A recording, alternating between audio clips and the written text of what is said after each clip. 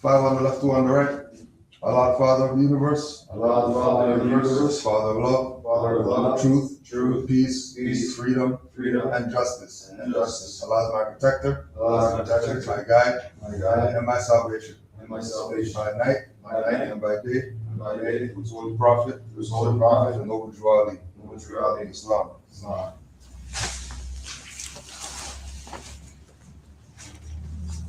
Sing Islam in advance, follow the readings.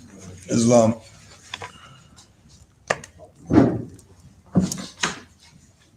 The Prophet warns all Muslims, governors, ordered to read proclamation at each meeting.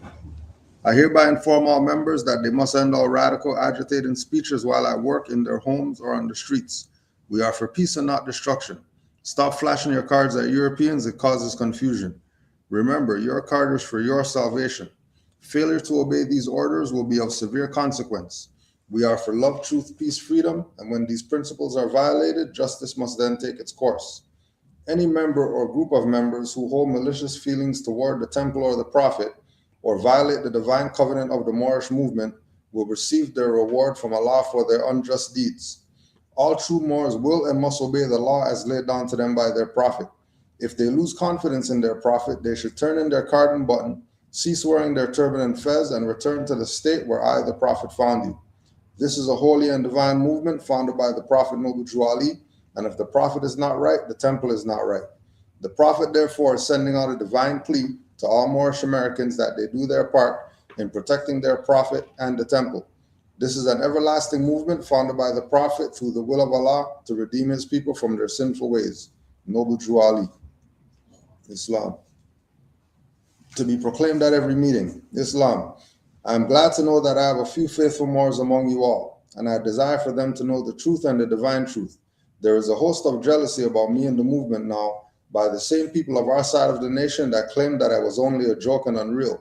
But now, since they have found out from the government officials and the nations of the earth that this is the only sole foundation that all Asiatics must depend upon for their earthly salvation as American citizens, they are working every scheme that they can to disqualify me so they may take charge of the situation. I have notified all these things to you long ago in the past. It is through the faithful Moors that attribute to the movement and uplifting funds. The ones that paid their divine respect to me and the movement will be remembered. That is why I am calling upon all faithful Moors to increase their faithfulness to me, your prophet, and your divine Moorish movement. I need finance and I need it badly. Never before have I needed finance so badly as I do at present, so I can shove aside the discord that is facing the nation. It all comes through jealousy because of my fame and nobility. The nations of the world will not recognize the movement without I, the prophet, being head. It has been proven by my works which I have performed in the past few years. Prophet Noble Juali. Islam. To the members of the Moorish Science Temple of America, Islam. This is the instruction from your Prophet Noble Juali.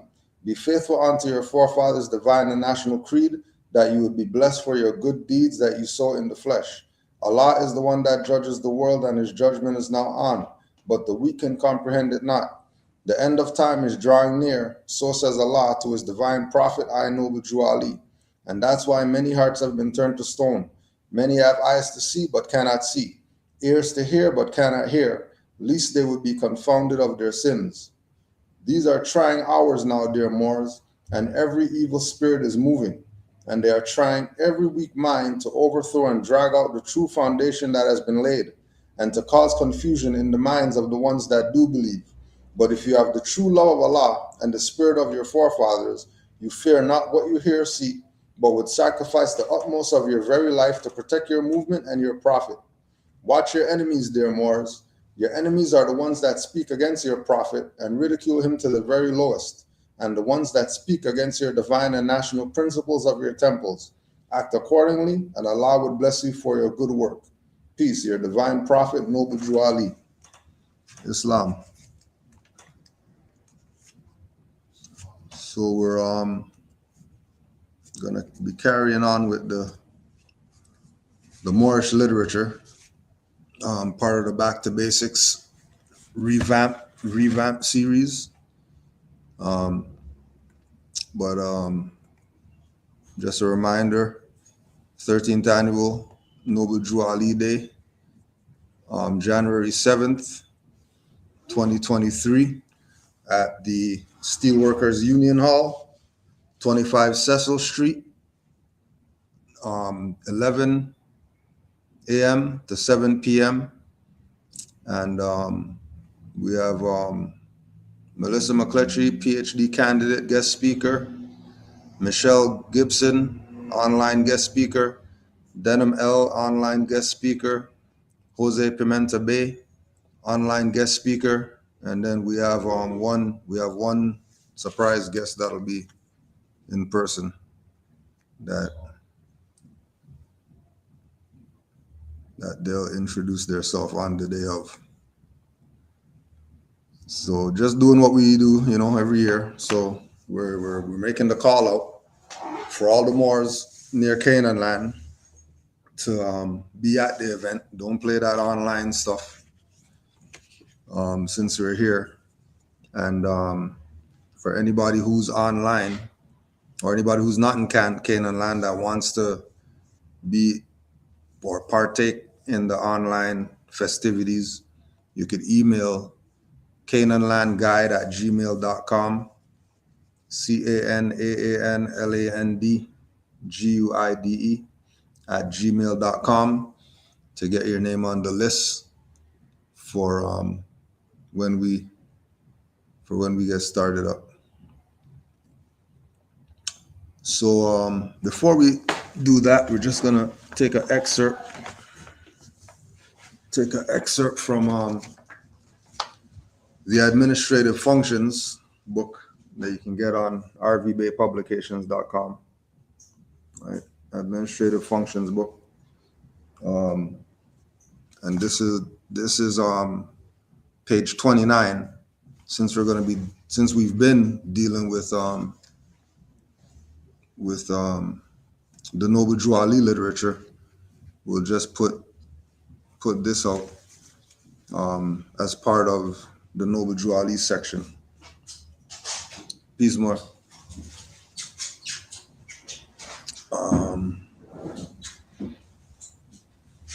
So this is page 29 of the Administrative Functions books. Oral statements, oral and written by the Prophet Noble Drew Ali. The texts of administrative functions are mostly related to civics and the administration of government. Many of the chosen statements and writings of Prophet Noble Drew Ali will reflect the political and social aspects of the nation.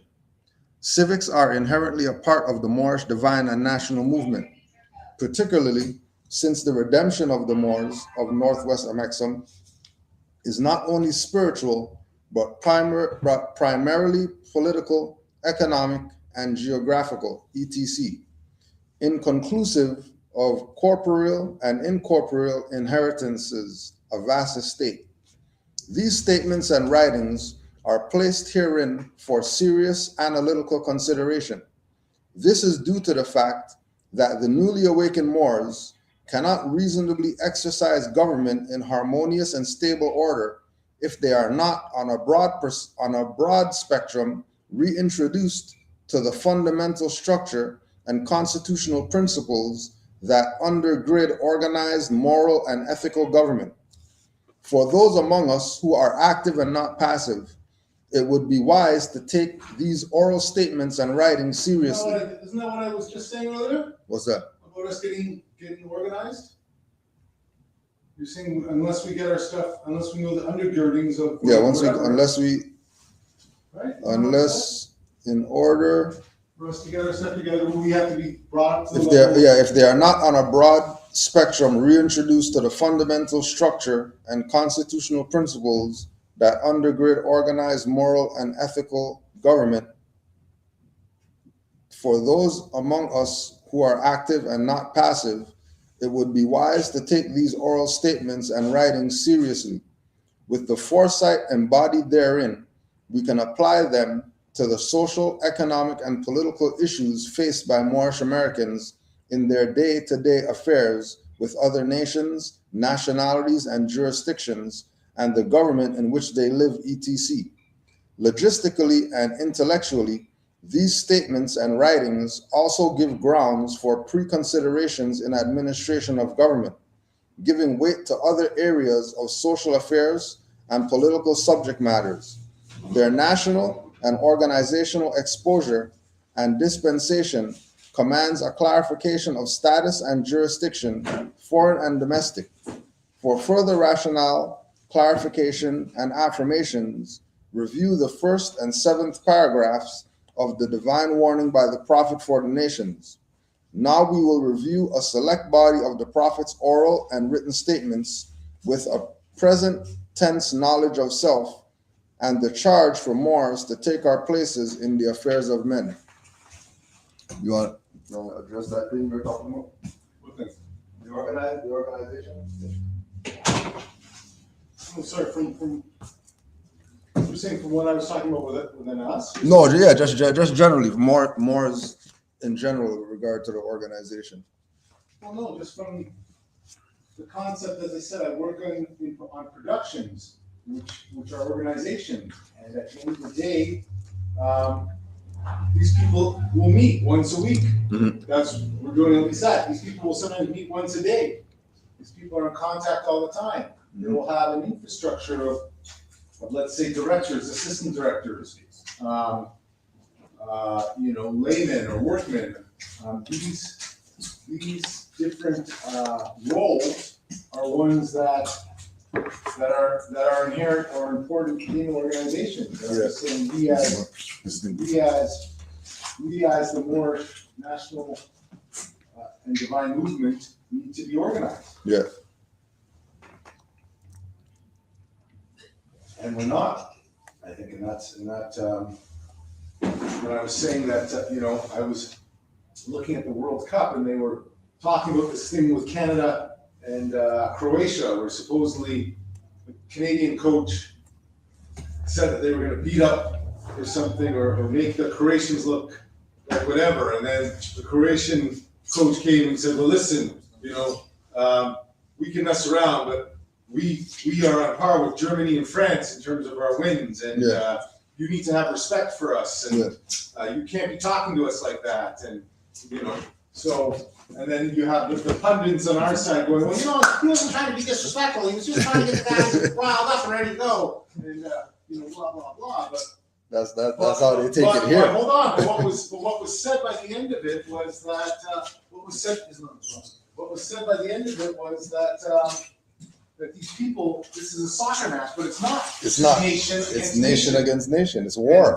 And in a sense, it's war on the pitch, and there's going to be respect. Like I saw one of the games, one guy was wearing the shirt. He was Moroccan. Yeah. He was also had the hat of the other team on his head, right? Yeah. So these things are things that we're lacking as a nation, and that's where, as I said, when I've been talking about the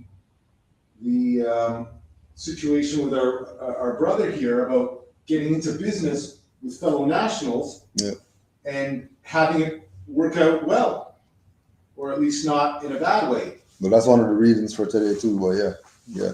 So, and this brother can attest to it too. I think he was saying that he's involved with some people that got together and went and got some shit. Yeah. Excuse my language. So, I don't know. I just, I think we can all see that. I don't think we could have drawn this out, exactly what's happened, but everything that we've talked about 5 or 6 years ago about, stuff that they're doing, it's being done right now. Yeah. We're in it right now, and we're all in denial about it. We all talk some SHIT about how, we'd be ready and whatever, and none of us were ready. Things rolled us over. I don't know still what. There's no being ready for. So what I'm saying is that I don't know if I can predict exactly, because I think that there's a lot of sleight of hand going on here right now, but it's still achieving a certain direction, which is making us a lot more poor, making us a lot more under control, and it seems like stuff is getting worse, not better, right? So I mean, a lot of that too is because everything was given to us so that stuff wouldn't get worse, and everybody took no withdrawal for a joke. Everybody took his lessons for something related to this organization, this religious corporation, not from a national perspective, that everybody should be on this mindset. It's not supposed to be a Moorish Science Temple of America thing only. It's supposed to be whoever has some type of organizational body. They should be nationals. They should have a flag of their forefathers. They should have some type of national attire that they're wearing. They should have some type of self-created identification to identify who it is that they are. When they deal with other nations, they should be looking at everybody who looks like them as brother and sister, not of some different type of organization or whatever the case is. You know, And we can say that to tie that into the greater aspect of us looking to get some recognition from the so-called government and going down a certain path and being told that basically the people in power can pretty much write their ticket. So, but then that's only because they've been writing their ticket. It's not because that's the way stuff is or the way stuff's supposed to be. no, but It's strictly because one, they know that they have our people's neck in the noose, and our people not taking their head out the noose. Even if they give them the opportunity to take their head out the noose, our people are going to be chilling with their head in the noose. So they know that they have the upper hand. And then the one or two of us who wake up and figure out that, hey, we could, actually do something, we become public enemy number one. And not the public enemy with the, rap group talking about black planets and all that BS like that. We're waking up so that this will be a Moorish planet again. And the powers that be keep the people incompetent, and then you're gonna have the upper hand against them. Opposed to when you look at all the other places in the world that are nations, when they have issues and they go out in the street, they get what they go out in the street for. yeah. They're not going out in the street and leaving without getting what it is that they went out there for. You know what I mean? I mean, it's funny that you mention that because they keep showing you signs, and this is what I realized with us too. I mean, we're being told to push ahead, but we're just not waking up. They said that in one of the townships in China, that the people basically rose up against the COVID restrictions, Mm-hmm. and then the government relaxed them. Well, they're trying to confuse you with the aspect that you think that's government. Yeah. That was just some people. At the end of the day, the real government got up and told you how it was going to be. Yeah. That's the message. The people are the government. Yeah. When they want to be. When they want to be. But only here when they want to be. In other places, the people are the government, hands down. That was the other thing I was realizing. They want to continue to send out images as if people are unhappy in China. Mm-hmm. Yeah. Every working man in China is suffering. These guys are chilling. Yeah. They got their iPhones. They got Yeah. their Teslas. They come over here. I thought about this the other day too. In every city in the effing world is a Chinatown. Yeah. These people ain't messing around. Yeah. They got outposts everywhere everywhere. they go, they have an outpost. They have an outpost. Everywhere they go. Everywhere they go. Doesn't matter what language they speak there. That's right. They're going to go there, and there's a place called Chinatown where they can go to. Bro, if that doesn't tell you Yeah. what's up, nothing else should. Yeah. This is a joke. Yeah. Any other thoughts before we carry on? You know what's crazy? Like I was just watching a video, like one of these random economy videos, right? And they're talking about how Europe is going to become economically irrelevant just now because of what their economy is kind of based on or something like that. Like the video was talking about how a lot of Europe's main exports has to do with oil and basically quote unquote old world stuff. You know what I mean? Yeah. And everybody's moving towards this technological age, Mm-hmm.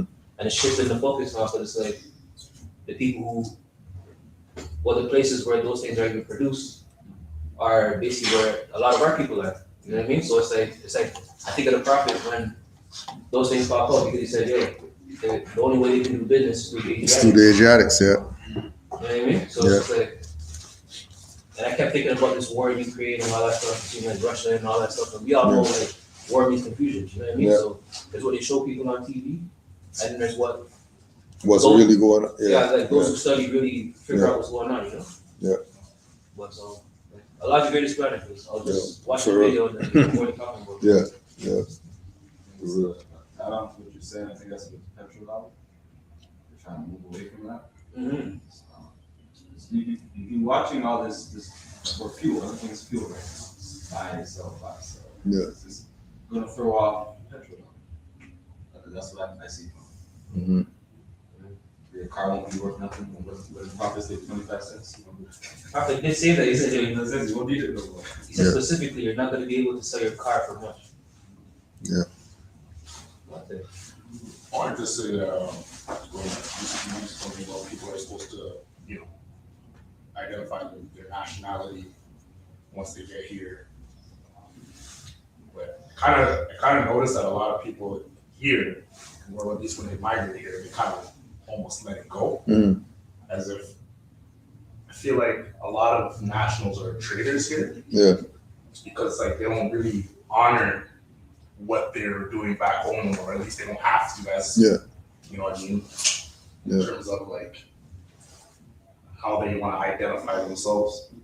Mm. But then, I mean, ethnicity wise and group wise, Yeah. politically wise, everybody kind of groups and they kind of pick sides from there because, you understand, they might not be Chinese or whatever, but they might be from Vietnam or Taiwan or something like Yeah. that. So they're gonna kind of go with the Chinese people, Yeah. and they're gonna play certain, political games and stuff like that.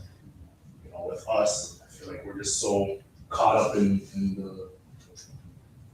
the confusion that everybody's just in the politics now. And Yeah. they don't care to nationalize themselves. Mm-mm. To even count back on what you're saying, like I was talking to the bros about this the other day, saying that like our people, we run like multiple sections of the city. Like if you want to talk about like population wise, like Yeah. we're all over. You got people like let's say in the beach, like they're Hindustani people.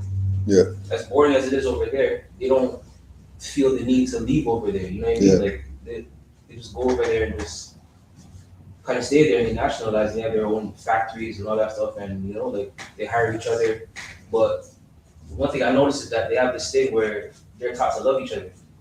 You know what I mean? Opposed to us, where it's like through the media, it's like on the hate and all this stuff, and it's like, I was telling bro, the what they say, the children are the future, right? So if the children nowadays, if you really look at like Toronto nowadays, so-called Toronto nowadays, there's politics everywhere. Every block has politics. Yeah. Everybody's gunning after each other. So with that type of scenario, it's like, how could you even build this? How could you even build an economy? Right, and the economic system, yeah. You know what I mean? It's like they did a good, like you kind of have to give them like their kind of credit where it's like, yo, they did a good job. Yeah. You know what I mean? I was over by Morningside and Ascot, they're on there. Yeah. And they had just on the lawn, they had a little sign saying Tamil Remembrance Day. Yeah. And I was like, wow. Yeah. That's their, clearly that's their community, but we know that they've been in that area for so long. And then that's where they are, Yeah. That's, I don't know if other groups do that. Jamaica has nobody really honors the balloons as they should, or Trinidad or whoever has their remembrance there for whatever they're trying to, say. But Yeah. I thought it was honorable. It's just like, that's done. But again, I guess that's their political group more than it is their nationality. I don't know if there's something that we can do, to add on to what brother's saying, in terms of doing more. Because I was even like, I don't know if you guys do any thing for Christmas in terms of turkey drives or anything like that. So maybe, hand out stuff for going up certain hoods or communities and let them know we're here. Yeah. You had something, Omar? When you was talking about the other nations, not. No, I was just talking in regards to that. what I think you're missing is each one of those nations know exactly who they are. They have decided within themselves to sell out for the Canada product for now, to get their little, because they all know that this is the fruits of the labor of their enslavement of us. So they come here, they work here for 10 years, they get their little medical thing, and then they go back to their country to go live. Yeah. Anytime, like I was telling you about my Somali friend, anytime they got anything wrong with them, they come back here to Canada, get it dealt with through the doctors here, Yeah. and then they go back home. I know the next man came here, worked 20 years at the post office, then have his pension being sent back to Yugoslavia. Right. So Yeah. what's going on is they're coming here to rape the land. So of course they're not gonna tell you that they're Croatian, because then go back home. Yeah. They're gonna tell you, oh, I'm a Canadian. Yeah. No, he's a Canadian Croatian. Yeah. Who really, if it's time to pick up a gun and fight, he's going to Fight for Croatia. He's fighting for Croatia. Yeah. He's just here to rape us. Yeah. But and again, the idea of those people coming here to take advantage of the system is because we've done nothing with it. You know what I mean? We're still sitting back looking at, the hoods as our spots or whatever, but nobody's making any claims in those even. You know what I mean? Like they're not even saying, okay, well, They are making claims, but the claims are only being made for drugs. yeah, or some type of some yeah. turf bullshit Yeah. on some we're gonna suck. It's either that or you've got the churches. Yeah. Those are the two things, and the church is just the other angle to that. Right?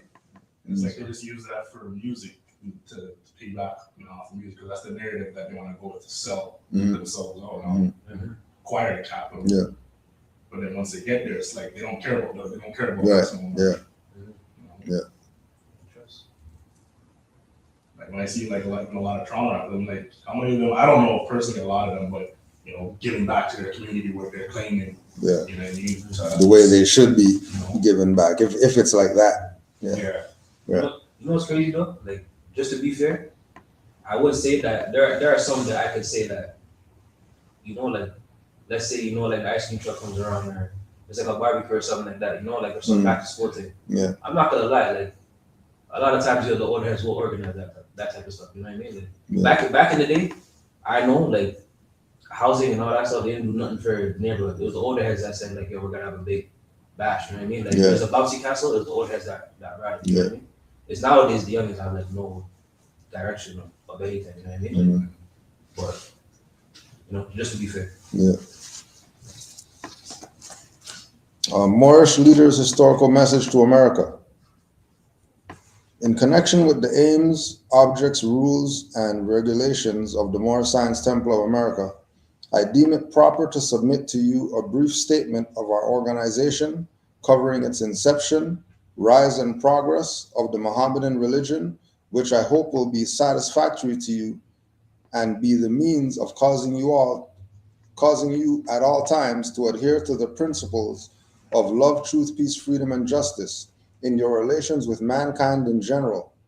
I further most anxiously hope this brief statement will help you to more clearly see the duty and wisdom of at all times upholding these fundamental principles which are desired for our civilization of our posterity, such as obedience to law, respect and loyalty to government, tolerance and unity.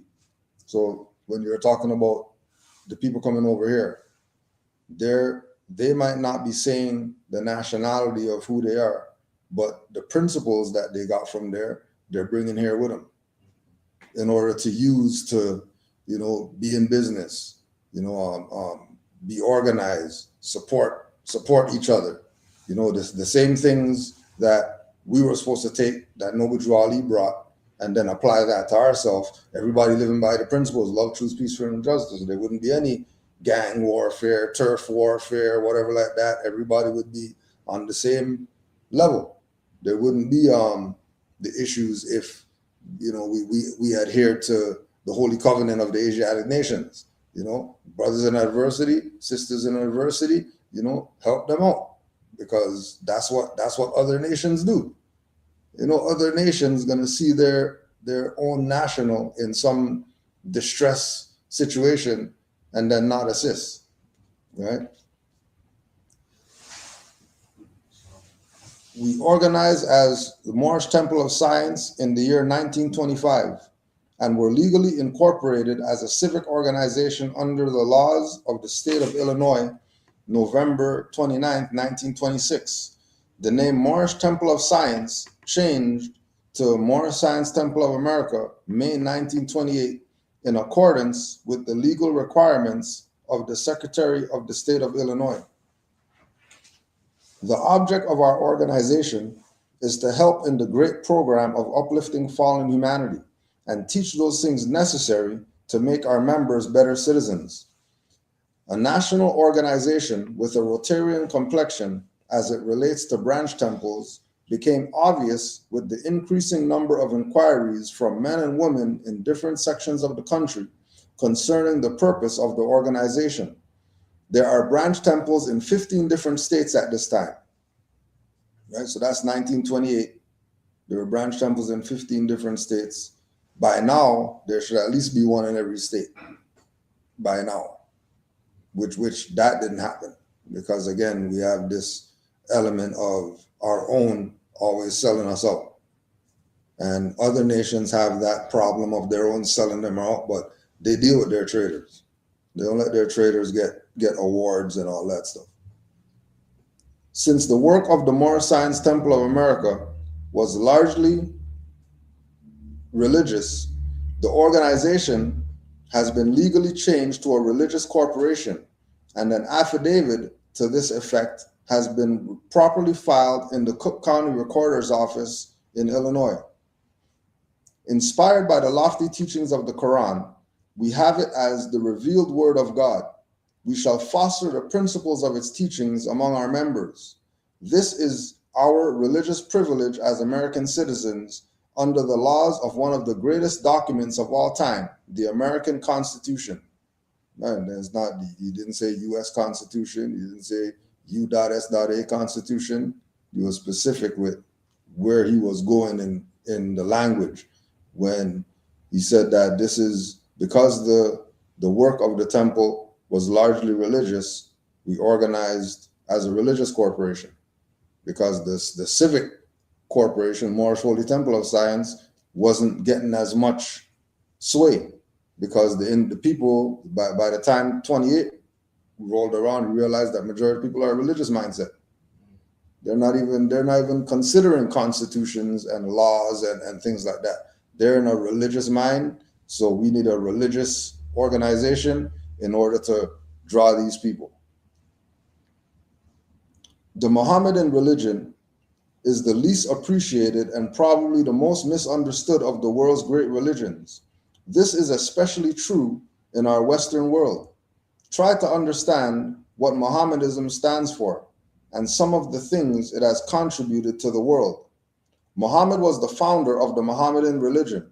It originated 13 centuries ago on the Arabian Peninsula, where the streams of commerce and culture met and mingled in the Middle Ages, where the markets of exchange were stationed for treasures of India and the products of the Mediterranean coast.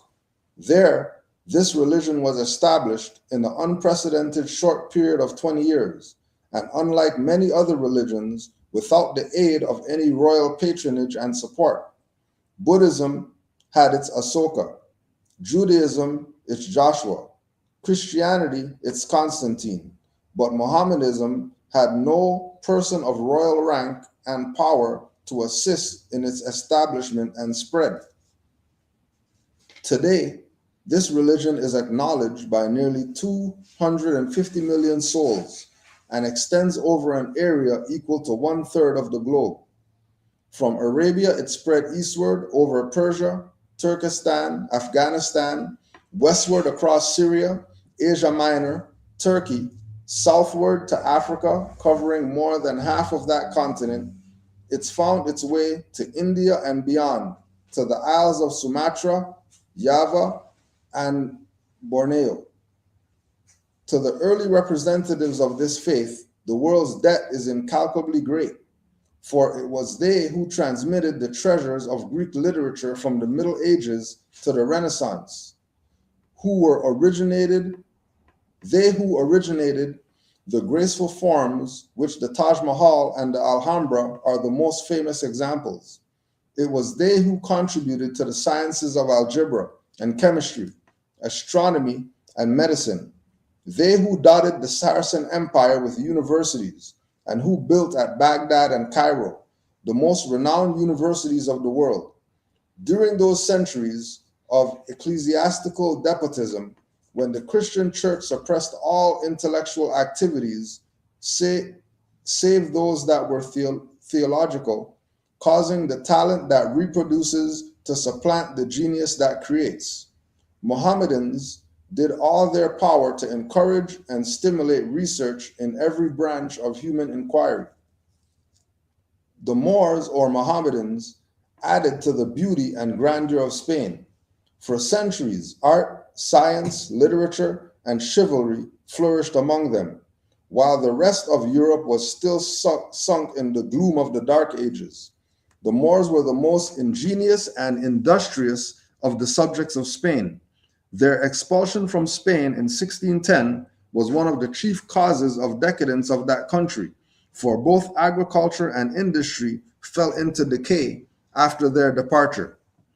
Mohammedanism makes no distinction between high and low, rich and poor. It is like the sky, it has room for all. The Quran should be of interest to all readers. It is the Bible of the Mohammedans, ruling over the customs and actions of over 200 millions of people. It is a work of importance, whether considered from a religious, philosophical, or literary viewpoint. In the promotion of plans for the betterment of mankind, there has ever been some kind of opposition. And strange as it may seem, such opposition has come from sources where there were no ideas or lack of courage to force attention to ideas. Whether in church, state, or the social community, any attempt to do anything out of the usual way seldom fails to receive criticism. Not because the course cannot be pursued legally or that it is unreasonable, but because it has been considered in terms of new. The Moorish Science Temple of America has received some opposition and criticism. In the main, the opposition has come from the Christian ministers. They have expressed themselves as being opposed to our propagation of the Mohammedan religion, possibly because the promotion of the Mohammedan faith among our people in the United States is considered by them in terms as something new. Whatever the reason may be for their opposition, the legal right to oppose citizens, individuals, and organizations alike for their religious belief does not exist in the United States. The door of religious freedoms made by the American Constitution swings open to all, and people may enter through it and worship as they desire. Without religious freedom, no search for truth would be possible. Without religious freedom, no discovery of truth would be useful. Without religious freedom, religious progress would be checked, and we would no longer march forward toward the nobler life which the future holds for the races of men. Without religious freedom, there would be no inspiration to lift our heads and gaze with fearlessness into the vast beyond, seeking a hope eternal. It is a sad weakness in us, after all, to oppose our fellow men for their religious beliefs. And if there are angels who record the sorrows of men as well as their sins, they certainly know how many and deep are the useless sorrows that spring forth from such opposition.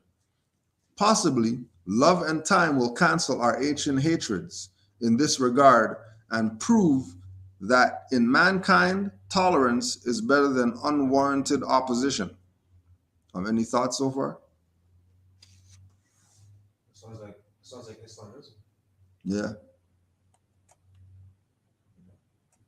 Yeah. It doesn't sound like forcing anybody to do anything, or that's outside of their custom. Exactly. You know what I mean? It sounds like just So sounds like peace. It sounds Sounds like perfect peace. society, Yeah. for real. Yep. For real, sounds like peace. For real. Yep. In connection with our religious aims and beliefs, we must promote economic security. The preaching of economic security among us is by no means as widespread and intensive as the circumstances demand. No other one thing is more needed among us at this time than greater economic power, better positions for our men and women, more business employment for our boys and girls, and bigger incomes will follow our economic security. We shall be secure in nothing until we have economic power. A beggar people cannot develop the highest in them, nor can they attain a genuine enjoyment of the spiritualities of life. Our men, women, and children should be taught to believe in the capacity of our group to succeed in business, in spite of the trials and failures of some of them. Trials and failures in business are by no means confined to any particular group of people. Some business ventures of all people fail.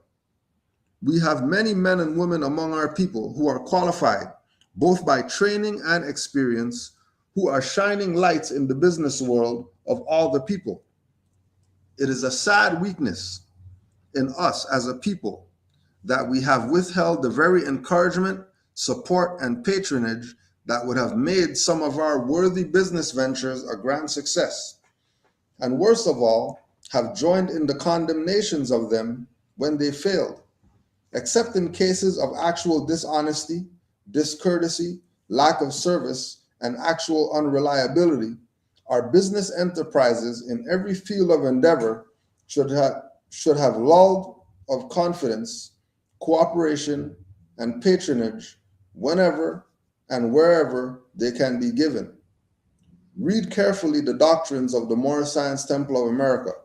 It contains our hopes, aims, rules, articles of religion. Every member should have a copy. In conclusion, I urge you to remember there is work enough for all to do in helping to build a better world. The problems of life are largely social and economic. In a profound sense, they are moral and spiritual. Have lofty conceptions of your duties to your country and fellow man in general, and especially those with whom you deal. This includes such honesty and righteousness as will cause you to put yourself in the other fellow's place. Look for the best in others and give them the best that's in you. Have a deeper appreciation for womanhood. Brighten the hopes of our youth in order that their courage be increased to dare and to do wondrous things. Adhere at all times to the principles of love, truth, peace, freedom, and justice. I am your affectionate leader. I shall continue to labor day and night, both in public and private, for your good, thereby contributing to the welfare of our country and its people as a whole. Noble Drew Ali. Islam. Any thoughts on that? Sounds like Prophet was trying to bring about a perfect society. Mm-hmm. You know what I mean? Yeah. More and more you study the Prophet, it seems like it's like more than just, or not even more than just, it's not also spirit man, also nationality and divinity, but just a perfect society. Yeah. You know what I mean? Yeah. It's kind of profound because, you know, as you get older too, you start to search for truth and social, like social value to your community and economics and stuff like that. And in some ways, the truth almost leads you to here. At least it should. Mm-hmm.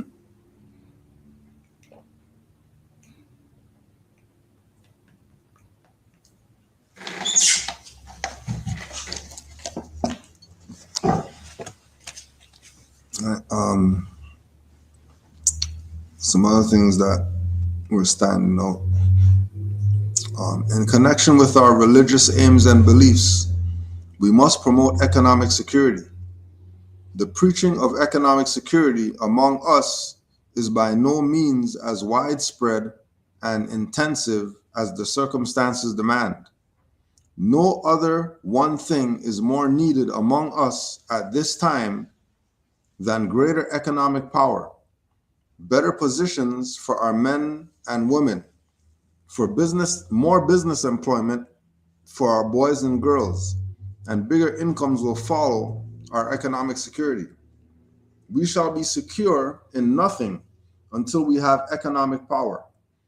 A beggar people cannot develop the highest in them, nor can they attain to a genuine enjoyment of the spiritualities of life.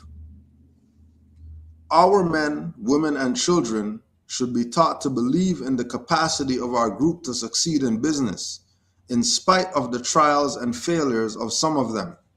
Trials and failures in business are by no means confined to any particular group of people. Some business ventures of all people fail. 100%. Yeah. 100%. You know, and again, this was, 1920s. So the idea of doing this back then would have garnered more success in whatever we were doing than now, because there's so much now that it's almost like there's all these blockages that we have to deal with now that we wouldn't have had back then. Like, it's like, the prominence comes from selling out now. The clout or the finance or the success, you have to be doing something against your people. As soon as you start doing something for your people, you're probably going to be a poor righteous teacher. More than likely, it's going to be along those realms.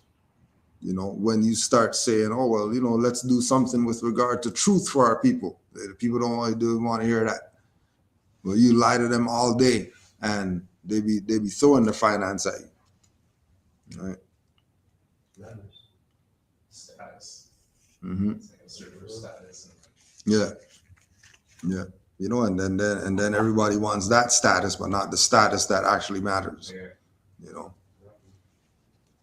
I feel like when it comes to the social media, just our smartphones and all that stuff, it gave more people this sense of just immediate gratification, So it's like if they don't have like a bunch of followers, or if they're not seen as the top guy, or if top people are not talking about them, it's almost like some people give up. Mm-hmm. Like a boss, I want to be a boss this or boss that. Yeah.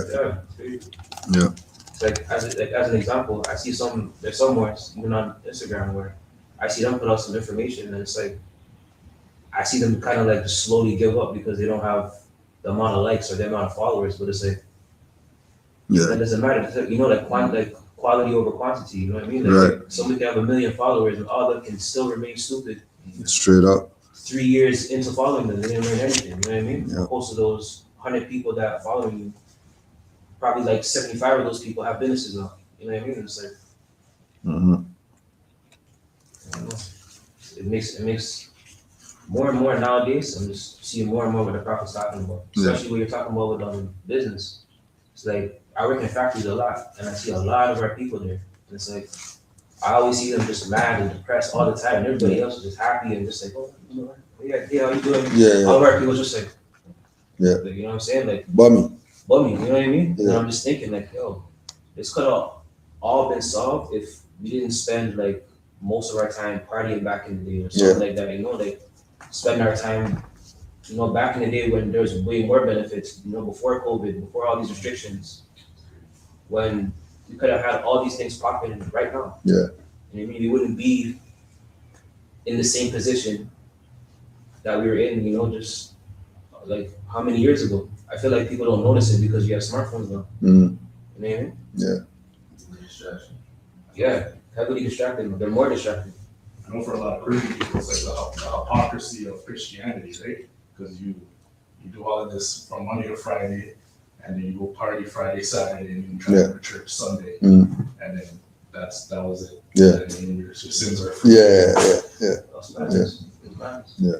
I was working with, speaking on that, I was working with somebody, like, yo, Allah's the greatest planner. Before I even went to this job, I remember just looking at etymology. I remember looking up the word intoxicated. Because I remember the Prophet said, no Moorish leader should be intoxicated in front of their people, right? Mm. So I learned that intoxicated just means poison.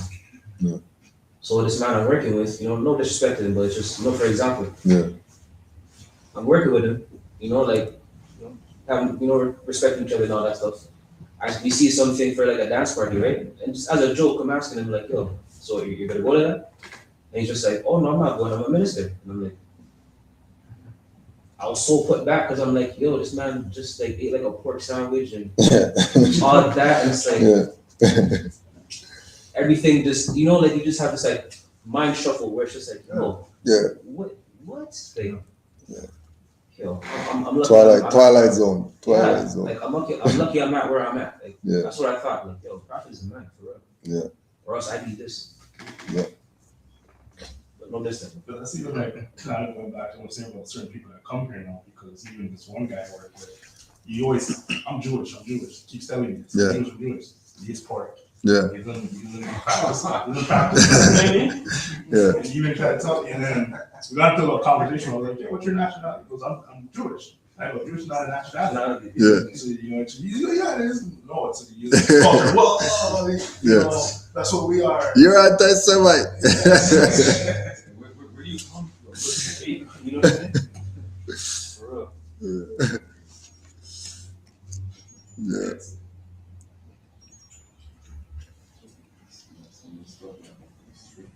Mm-hmm.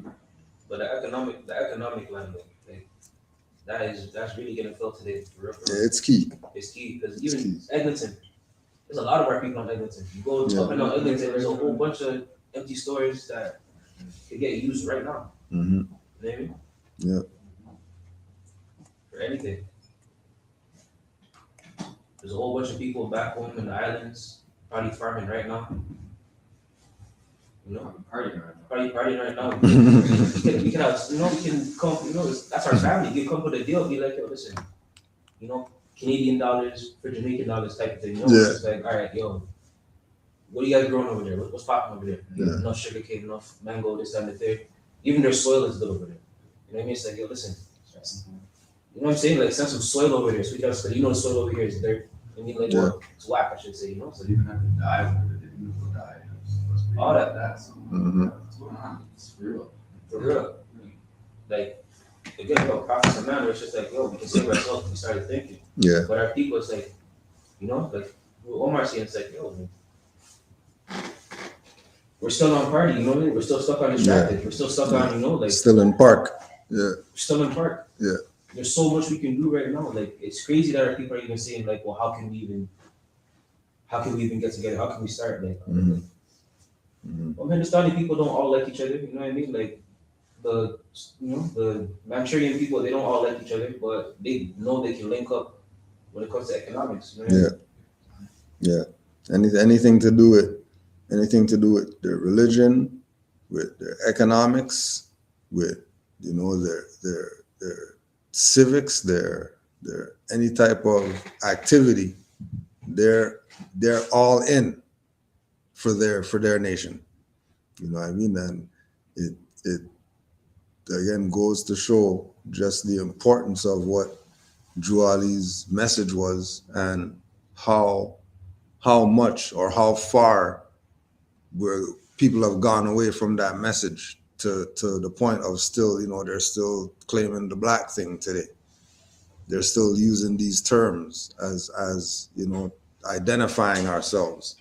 But what is really going to be the deciding factor, like, as far as the change in what's going on? It's going to be all our people realizing something is up and doing something to correct these issues. We have a big problem with statelessness amongst the Moors. Like, that's our biggest issue. Majority of the people, they're not even in the capacity to make an argument run a business and it be successful, do certain things because they're doing it in the slave brands. Whereas everybody else who we know, you know what I mean? We use the example of you never see Yellowtown. You never see, you know, we're going to the yellow food spot. We're going to the yellow whatever, martial arts, whatever. You know what I mean? It's something that doesn't even exist with them, but exists with us on such a grand level that it must be, like you're saying, it must be something that they're doing. There must be some water they're giving our people that they're not giving to everybody else. There must be something. There's something, you know, and when we go check, we realize, okay, the foods and all that stuff, and, you know, majority of our people are in this particular realm when it comes to even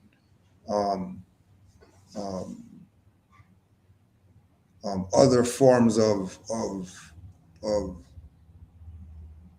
you know, recreational things. You know, all we deal with is alcohol and weed, and that's it. And then skip over the psychedelics, and then we go to crack and coke and all these things that, you know, I mean, you talk to all these Europeans, they're talking about, yeah, you know, my dad used to do LSD and all that stuff, and now he's a whatever, you know what I mean? Professor of some stuff, handing down stuff to the next generations. You know what I mean? Ours, oh yeah, he was a drunk. Oh yeah, they had some type of, you know, some type of disease, some type of, you know, thing that seems only limited to these particular people. Like, we don't see any other people having certain issues, or do they have these issues and they just don't talk about it or something like that. But certain things seem like it's only our people dealing with it and everybody else isn't. Go ahead, Omar. No, I was on this path too earlier, and something else that had come to mind that had, but I don't think it was relevant to it. But we asked, the reason why we are in the state, we talked about this, the state that we're in, is because we have no foundation. The roots, which are reflective of culture and a national history and historical continuity, is what has other nations.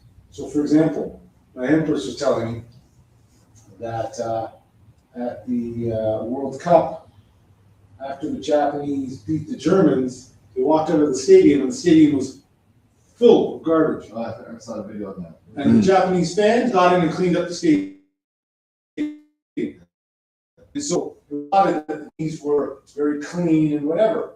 But that's in Japan. Yeah. It's there's no garbage on the streets. There are no bums. There are no there is none of this kind of homelessness in areas that are, and I'm only speaking from, you know, let's say in the last 10 years, that was the last time I was there, but there's none of, what do you call it, the decay. It's, everyone knows what they're supposed to do. Mm-hmm. With us, we don't have that. Yeah. So that when we start to fall, we've got nothing to hold on to. Mm-hmm. Because every other nation has a history. You know, their grandmother told them the story of, you know, the young whoever it was, Yeah. Their hero, and that's what I was talking about, the whole thing behind the Moorish super suit, or the suit being your Moorish nationality, which brings about heralding back to your great culture, Mm-hmm. which is what is supposed to hold you. Yeah.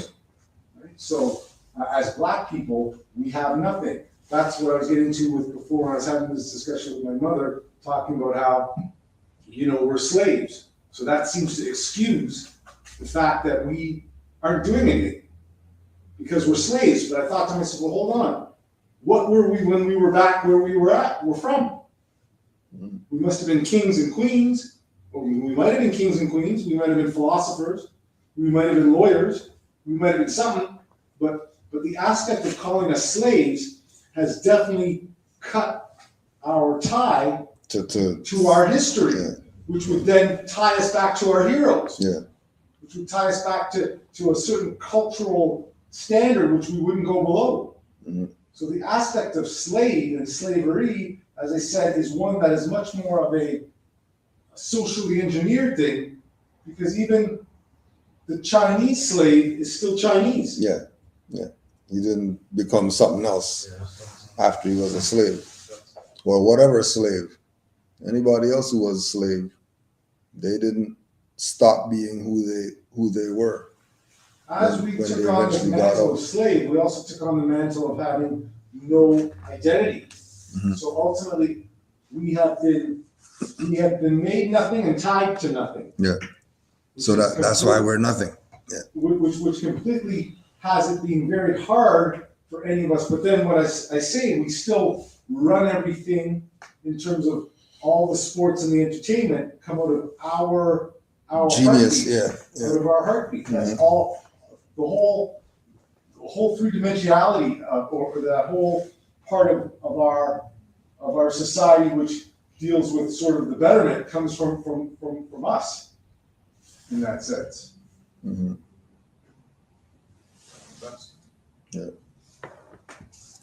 It's like what Kanye said, slavery is a choice. Yep. Slavery is a choice.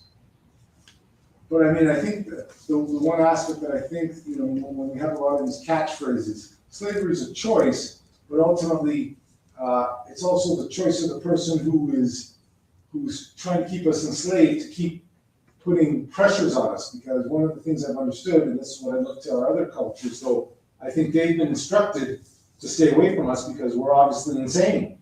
But the deal being is, like Cujo's saying, that your fellow countrymen are supposed to come in and stand up. But what I've been noticing at certain of these Hindu standing places, I'll say, "Hey, brother," and I'll hear them say, "Yes, brother," back. Yeah. And I notice that when they say brother, they actually mean brother. Yeah. Yeah, 100%. Yeah. That I'm picking up from. Yeah. 100%. So I feel like there is an undercurrent, which is what the colonizer can't stop, which is by trying to muddy the waters by bringing in the new slave human resource. They also have to, unfortunately, these slaves that are coming in with national principles. Mhm. They're coming from areas where, as a Hindustani national, they're still a slave. Yeah. Right? But that comes from a caste system that allows that. Yeah. So but that's the problem with us, is that they got a problem with us because we don't belong to anything. So we now become sort of, that weed that really needs to be plucked and gotten rid of. Yeah. Right? I was building with Zero on this too the other day on truth and falsehood. It's like the brothers coming from the east, they come here automatically. What they do, they build their temples. Mhm. Mosques. Yeah. They got their temple. What the European colonizers do to us over here, they burned them down, took them down. Yeah. And now you got brothers from the east coming, building back up, showing us that Islam, is peace. And it's just strange. Almost strange happening, but it's just can't describe it further. Yeah. It's like we want to control that narrative too, that we're still slaves, because it's like that's the wealth that we get from it, or the narrative that they get that gives us some wealth. Then I was gonna say something. Yes, like the concept of I can't remember the author, but the $1 Million Slave book, just talking about how they have this appearance of wealth or whatever like that, but they don't got anything. Right. They're talking about the artists with people who own their publishing and their masters versus the ones who don't, and then the ones who don't appear to be the ones who have everything when they don't really have anything. Everything they have is going right back to their master. That's what I was gonna say. It's like we will hear that we were kings and queens, but then nobody knows where the information is coming from. Yeah. Because they don't know the narrative. Mhm. And it's like they'll say, "Oh, Mansa Musa or somebody was a king," but they don't really know where it's coming from. Yeah. It's just somebody else that told them, and they don't even bother to go check where it came from or go look into it, and try to tie themselves back into the nationality. Yeah. Actually, it came off what you were saying about them really not having anything, and $1 million slave is Jeff Bezos actually made an announcement that he's giving more than his earnings to like donations and charity. You know, when I was reading the article, I'm thinking like, but he's telling people not to invest. Yeah. So he's basically telling people don't invest in him. Just just save your money. Yeah. He's telling people to save your money. I'm going to donate my stuff to. So he's basically telling you like I don't got nothing. Like I'm just this man here that's came up with all these ideas. You guys follow me. So you know what? I'm going to see if these guys how so in tune these guys are, or how like mentally colonized they are. Yeah. So he goes. He's donating all his donations, or whatever, and then he tells people not to invest. It's not like a good time to be like investing in anything. Yeah. Yeah. This is a billionaire guy, Jeff Bezos, like this Microsoft, whatever, So it's very, very interesting. But then the algorithm is telling you invest in everything. Right. The algorithm is telling you, no, you want to invest right now. Everybody's telling you the investment techniques of the whatever. Yeah, but the main guy's saying don't do it. Give me my donations, I'm doing, things are switching up. We don't got nothing. You were broke the whole time, right? Yeah. That's crazy. Allah's the greatest banner. I just seen a video. It was this European guy. He's talking about how he takes vacations to places where there's like terrorist attacks, and he says that you see that, right? He's like, he goes there, it's like, it's mad cheap. The security is awesome. You know what I mean? Like You wait for like an event to happen just so we can go to the country. just so we can go, cheaper. And as the way he said it was just like, you're out of your noodle. But at the same time, it's like, when you take away the emotionalism, it's like, that actually makes sense. It's like, I went to Afghanistan the day after 9/11 or something like that. Like, seriously, it's cheap, man, cheap. And I'm over here thinking, like, even going off of that type of logic, it's like, in this economic downturn, y'all see that over here is like Canada, US about to go to SHIT just now. So it's like, Prophet did say, I'm gonna leave enough fine buildings for y'all to use. So it's just like, what if that's part of it? Yeah.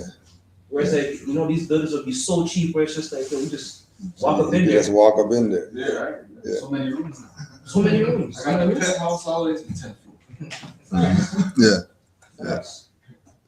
To the point people are coming to us like, we need a place to live.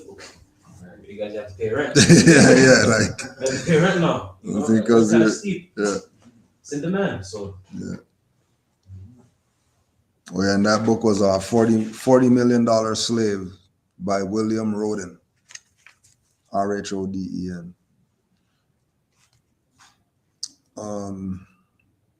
Back to the Moorish literature. So this is Chicago. All nations of earth are now being forced to contribute their share in this American life. Some of the nations here are put at a disadvantage, supposedly because they happen to have a hue of every other nation of the globe. They have been victims of a peculiar psychology designed to hold them in mental slavery.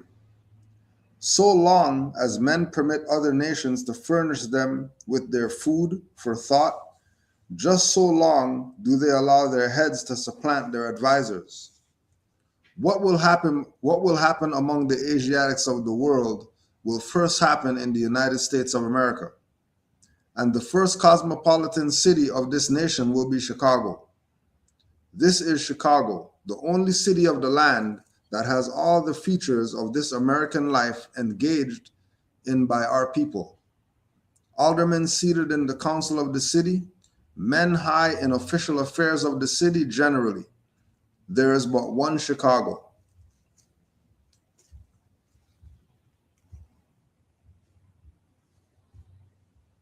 And going back to what we were talking about, some of the nations here are put at a disadvantage, supposedly because they happen to have a hue of every other nation of the globe.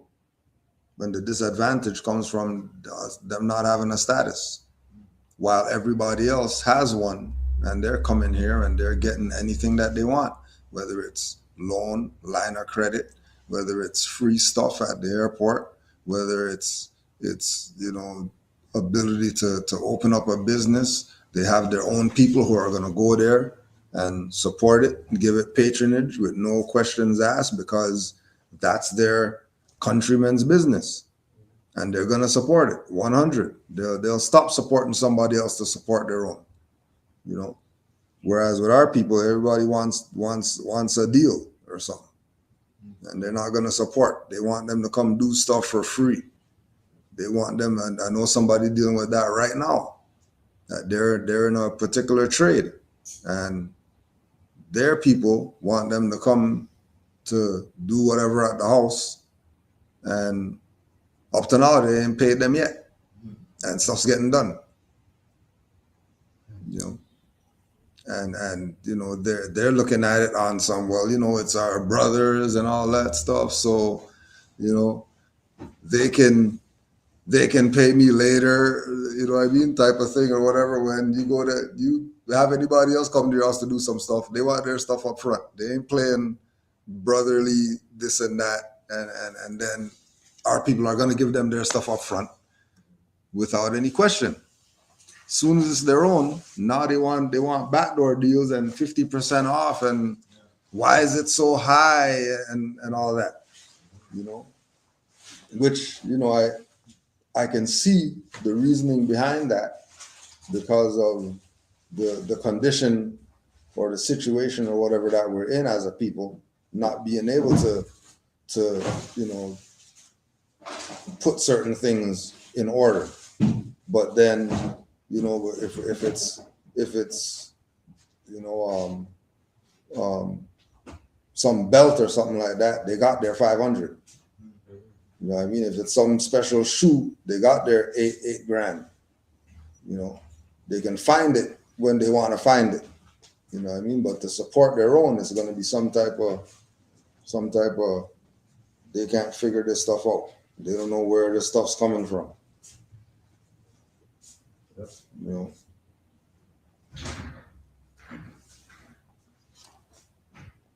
Right. They have been victims of a peculiar psychology designed to hold them in mental slavery.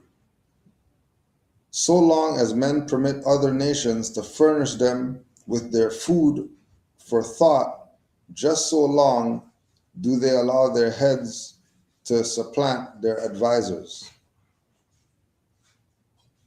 And then going back again to the whole thing of the organization and the importance of what it is that we're doing as far as Moors, and the impact that it's going to have on others who see, once we're getting our stuff in order, they realize how off they are. You know, the appearance, because they're in this illusion, they're in this political illusion. It looks like things are in favor for them, you know, but it only looks like that. It only looks that way in appearance, but it's not really like that for them. They're receiving the same colonial BS that we're receiving. They're just getting it in different angles, you know. Like I was watching this thing on we were talking about Hindustan and the caste system, and that's one of the top places where they got bleaching cream and all that because of the same caste system thing. That, well, if you look this way, you're not going to receive certain treatment, right? But then we look at our people over here. One of them wanted to send me a thing where all these women are suing the hair care people because they're getting all these diseases or whatever from using the hair care products, right? Which is that same caste system stuff, just not dealing with the skin tone, but dealing with, you know, your hair has to look a certain way, and you know, your body has to look a certain way in order for you to quote unquote make it or be recognized as whatever, you know. And then today found out that one of the original Clairol ladies was a tranny from the 70s, the Asiatic. The Asiatic lady that was on the box for the Clairol and all that stuff in the 70s was actually a trans, and it wasn't even anything that anybody knew or anything like that. Now She's getting acknowledged as the first trans or whatever like that. Huh? What's clear? Clairol's like women hair products or whatever. You know, Asiatic women. That is who they were, you know, promoting this thing to. Right? That's crazy. Crazy. That's the 70s. 70s, bro. 70s. 70s. 70s. And they weren't. Slowly showing you the deepness. Yeah. Yeah. That's Like, crazy. it's been in there. It's not some new stuff that you're looking at right now.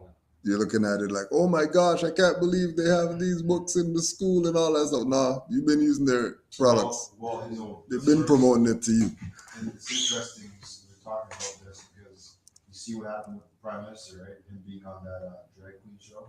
Right? Oh no, I didn't even see that. Right? So yeah, he's on this drag. He was the first one in the world, first leader in the world to be on this entertainment show, whatever you want to call it. And yeah, but it's just promoting this just to show that Canada's down for that. Yeah. They've been in it. And then that guitar, right? They put the face of so-called Canada in the show. Yeah. To let you know that we're down. With We're this. we're all right Yeah. with it. Yeah. So it's just pick and choose. Yeah. What do they say? The red pill, the blue pill. Yeah. Which again goes back to the thing with the organization and what it is that has to be done so that you're not caught up in the whirlwind Right. of all this other madness that's going on. You know, Drew Ali talking about having our own institutions and having our own businesses, having our own people in office, so we don't gotta be involved with too much of the hoopla that's going on. All we're dealing with is our people who are in there. You know what I mean? You know, and this is all part of the the smoke and mirrors and whatever else, whatever the other mind manipulation games that they're playing that they seem to be only playing with our people. You know.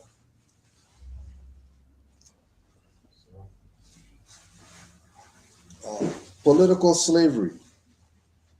Anytime a man or a woman fails or refuses to cast a sacred ballot at the polls, they separate themselves from all rights of an American citizen. For surely this is the one connecting medium for a citizen to his nation. They become no more than belated beasts of burdens. There are reasons why certain classes who are more or less independent take no part in politics, since they say they get nothing out of such in the way of material gain. This is no less than a political slave, since they refuse to voice their sentiments at the polls. Another form of political slavery, which is probably more prevalent among the less independent classes, is that of being forced into one of the major parties and there bribed, coerced, or otherwise forced to vote the wishes of someone else, regardless of their own minds. Before there can be general relief for the economic good of all forms of political slavery must be abolished, and every citizen must take his part in the affairs of the nation. But then again, we play this back, or we play this forward to now, where it's not a sacred ballot anymore. It's not Republican form. It's not the righteous who are running, and then you're getting to pick out of all these righteous individuals who you want as a leader, right? Everybody is a criminal who you're voting for, right? And the idea of the nation and certain classes of people who are going to vote and certain ones who aren't going to vote, and you look at when they have the voting thing going on here, everybody has a nation that's in there, whether they win or lose, whatever, but they have somebody who represents them that's in there that they can check their name off. And then you look at our people, and it's some Asiatic that is probably not going to win because they ain't going to get the numbers behind them like that because our people don't support their own, or they work for the other side. So if they do get in, they're not even going to be working for their people anyways if they get in. Right?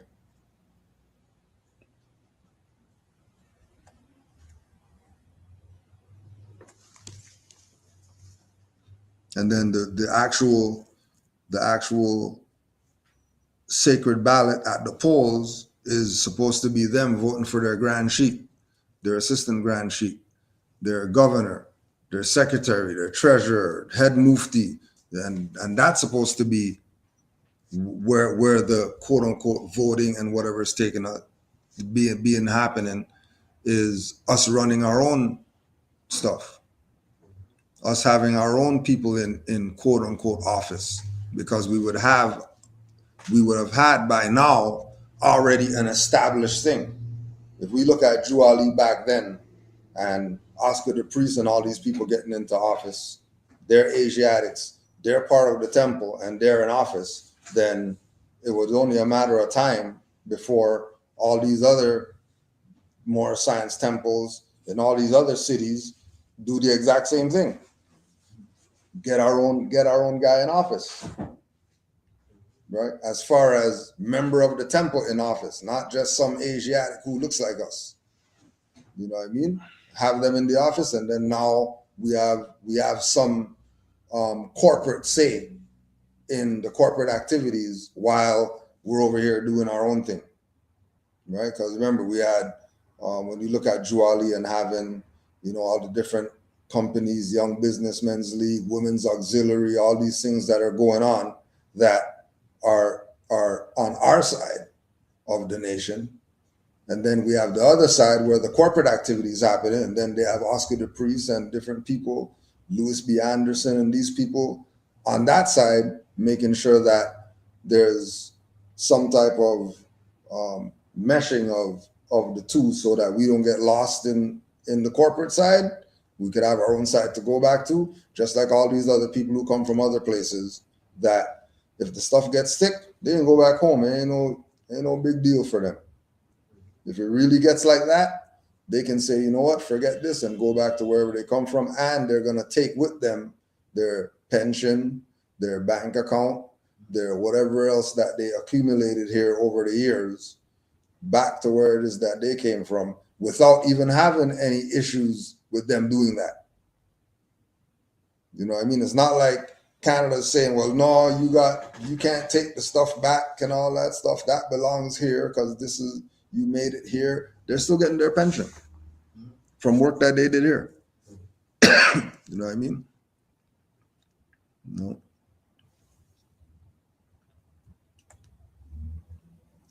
Certain things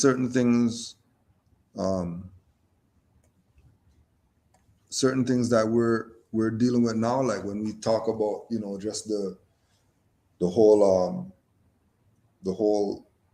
frustration of, what could we do more? You know what I mean? To get more people in the door. What could we do to inspire others? What could we do to all the things that we're looking at that, we want to get done and things that we want to implement. The issue is that there's many of us who are under political, mental, spiritual, emotional, whatever slavery. Like that's where they're at.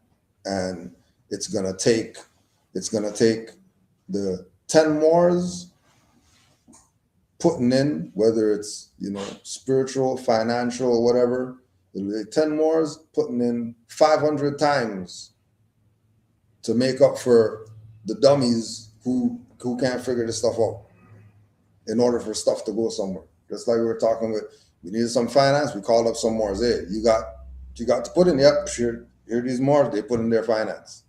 Just because, what else are we gonna do? This is just how it has to be, right? Not, well, I can't because of this and that. No, ain't no big deal, right? If the ability to do it is not there, right? There was even another Moor who we were talking about that was dealing with some substance abuse issues. But every month their finances in there. As much as they got issues, every month their stuff is ahead. They're ahead right now 5 months, even though they got these issues that are dire, trying issues that they're gonna have to go do some rehab or something like that. Even though they're gonna have to go that route, they're still finding the finding it in themselves, whether it's a like a cop out thing. Well, at least I'm supporting, so I could go over here and do my lines still, or whatever the case is. Regardless of whatever it is, they're finding it to put it in there. Some other Moors called me a couple of days ago about somebody dropped some finance on a Moor, just out the blue. Just dropped some finance on the Moor, and now nobody knows where the finance is. And it's like, well, where'd they get this finance? What's the purpose? Like, what are they just giving this finance for to this individual? Is there reasoning behind it? Or nobody knows, but we know that the finance traded hands or whatever the case is. So it's not like finance isn't out there like that. It's not like people don't have it. But where is it for the nation, right? That's like we're saying, if they want their dispensary weed or whatever, finance there for that. They want their belt or whatever, finance there for that. They want their shirt to go to the whatever, finance is there for that. As soon as it's time for nation building, then it's hard to come by. You know what I mean? There's something going on, and again, it's going back to this thing with, the political slavery, the mental slavery, the different angles or the different perspectives of slavery that our people are under. That once we get them out of one, then they're falling right back into some other slavery. Now we got to try to get them out of that, and all the time of trying to get them out of that, these different aspects of slavery that they're in, the enemy keeps moving forward because apparently they don't got mental slave issues, they don't got economical slave issues, they don't have spiritual slave issues. Things seem to be going all right for them. The lower vibratory people, they don't got issues, financial issues or whatever like that. Seems like the only people with issues are the righteous people. You know what I mean?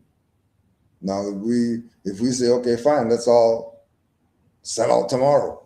Now, are we able to get that finance now and then bring it back over here now that we sold out and came back? How is it gonna come over? How is it gonna be here? And like we said, we've gone the route of grants and loans and going to banks and going to institutions and going to humanitarian whatever and going to whatever, and it seems or it appears that only way it's going to happen is when Moors do it for themselves. Like, it's not going to happen with somebody out there doing it, unless somebody out there is in this 100 like that, and they have the financial capabilities to say, okay, you know what? Here's whatever. We just built a hospital for the Moors because the Moors need a hospital, so the hospital's over there. Anytime the Moors are ready, show your nationality card, you got free healthcare. You know what I mean? If we want to see those things, it's going to be the Moors who are already in going 500%. 1,000%. It's gonna be, we need 20 ditches dug. Every Moor is digging 20 ditches, right? Not one Moor digging a ditch. Every Moor has to dig 20 ditches for us to have the 20 ditches that we need dug. All right.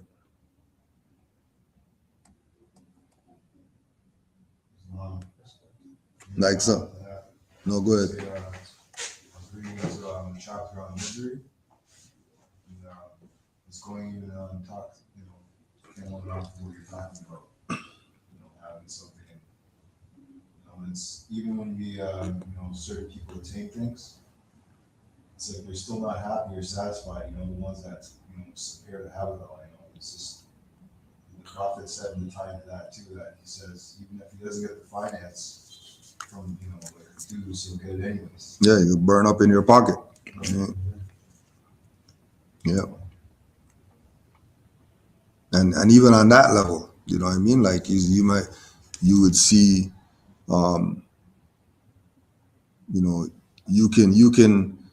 you can have whatever. You have 200, don't know what to do with it. And then in 2 days, that's done. You could probably give that to the temple. Probably gave that to a Moorish business or something like that. You could have did something with it relative to Moorish activity than it going to wherever it went, whether interest is going to take it, whether phone company is going to take it, whether, you got some automated thing, people just go in and take stuff just because they can. You know what I mean? I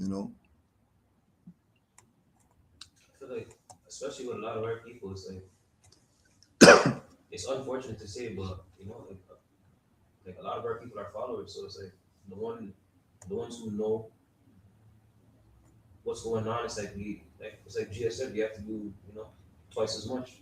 It's like like to try to, from my personal point of view, it's like to try to get a whole bunch of people who don't even see anything wrong with their scenario as it is. Yeah, it's not. It's kind of a losing battle. Yeah. You know what I mean? It's like it's messed up to say this, but I feel like if Canada or US took away housing and welfare, it's like then you see a lot of our people in here because we need some answers and now we need some economic change, but they don't see as long as they can go to the Welly office or as long as they can go somewhere that these colonizers are providing some type of assistance. Mm-hmm. It's like the only thing we can do is just be industrious with the mores that we do have, whatever we're doing right now. Yeah. And and even going on the whole follower thing, it's like me in my neighborhood, like where mine is, like I'm the only one that's like actively wearing a turban. You know what I mean? Like all the time. Every time I go outside, I'm always wearing a turban. I even get jokes. They try to call me like a Muslim woman because only the people in my house see my hair. But I'm always in my turban. And from me being in my turban, I noticed that the youngins will start wearing the turban now. To the point where it's like I don't want to stop them, but I tell them like yo, don't wear it unless you're a Moor. But I just kind of like make jokes and be like yo, make sure you know what that's for. Yeah. Make sure you know what it's for because I talk to them about this nationality stuff. You know what I mean? They hear me. See them wearing the turban now, so it's just like, yo, know what you're doing, know what it's for. Mm-hmm. If I didn't wear my turban and I tried to like fit in with them and still wear the fitted cap and all that stuff, and then try to tell them at the same time, wear a turban and wear a fez and move like a Moor and all that stuff, and they still see me moving like a Negro. It's not gonna work. Yeah. It really does require the action of just studious and active Moors that are just doing what they're doing right now. Yeah. So, from there, like it's like if Moore has drywall or something like that, like they get a contract. It changes from going to somebody in the neighborhood being like, yo, what do you guys wanna get, earn like 150 today? They're like, yeah, all right, come true. They're gonna be now more apt to learn about this stuff to be like, so why do you always wear that? You know what I mean? Like, what's the point of you wearing that turban now? You know what I mean? Like, what is this nationality thing? Like, what's the difference between that and Jamaican and all that stuff? These questions pop up. Yeah. You're not gonna want to ask these questions when there's still cheese that they came home from. The colonizer job. You know what I mean? They're still cheese about that. They're cheese about child support. Cheese about their rent. It's like there's always something. It's always something. Yeah. It's crazy. It's like even if you can offer them a better peace of mind Mm. and like, pay them might not be as good as what the other person might pay you, but at least you can come over here and learn something and Yeah. be with your own people. They'd rather still suffer and go over Yeah. there. Can't trust. When I started working, I was making like $5.30. Yeah. But it was 10 years old or something like that. Deliver newspapers. Yeah. And it's like, people now, they won't even work just, you know what I mean? Yeah. About $50 not enough. Yeah. Can't trust. Yeah. But the Mexican or whoever Latin that's getting $2 in chili or whatever, Yeah. they'll come here and be like, oh yeah, $5. $5. In a second. Take that. Any minimum wage job, it's just like I'm gonna take that. a job. Let me go. A lot of our people, they get all nose in the air. You know what I'm saying? Like, Yeah. But it's that same thing that, if they have 20 people working at $5 an hour, they're gonna make more than the one guy making 50. You know what I mean? The one guy who wants to play like, well, nah, I ain't doing that or whatever like that. Those Asians or whoever, those other races, they're gonna quickly say, let's 5 of us go get that job. You know what I mean? Let's 5 of us go live in one place.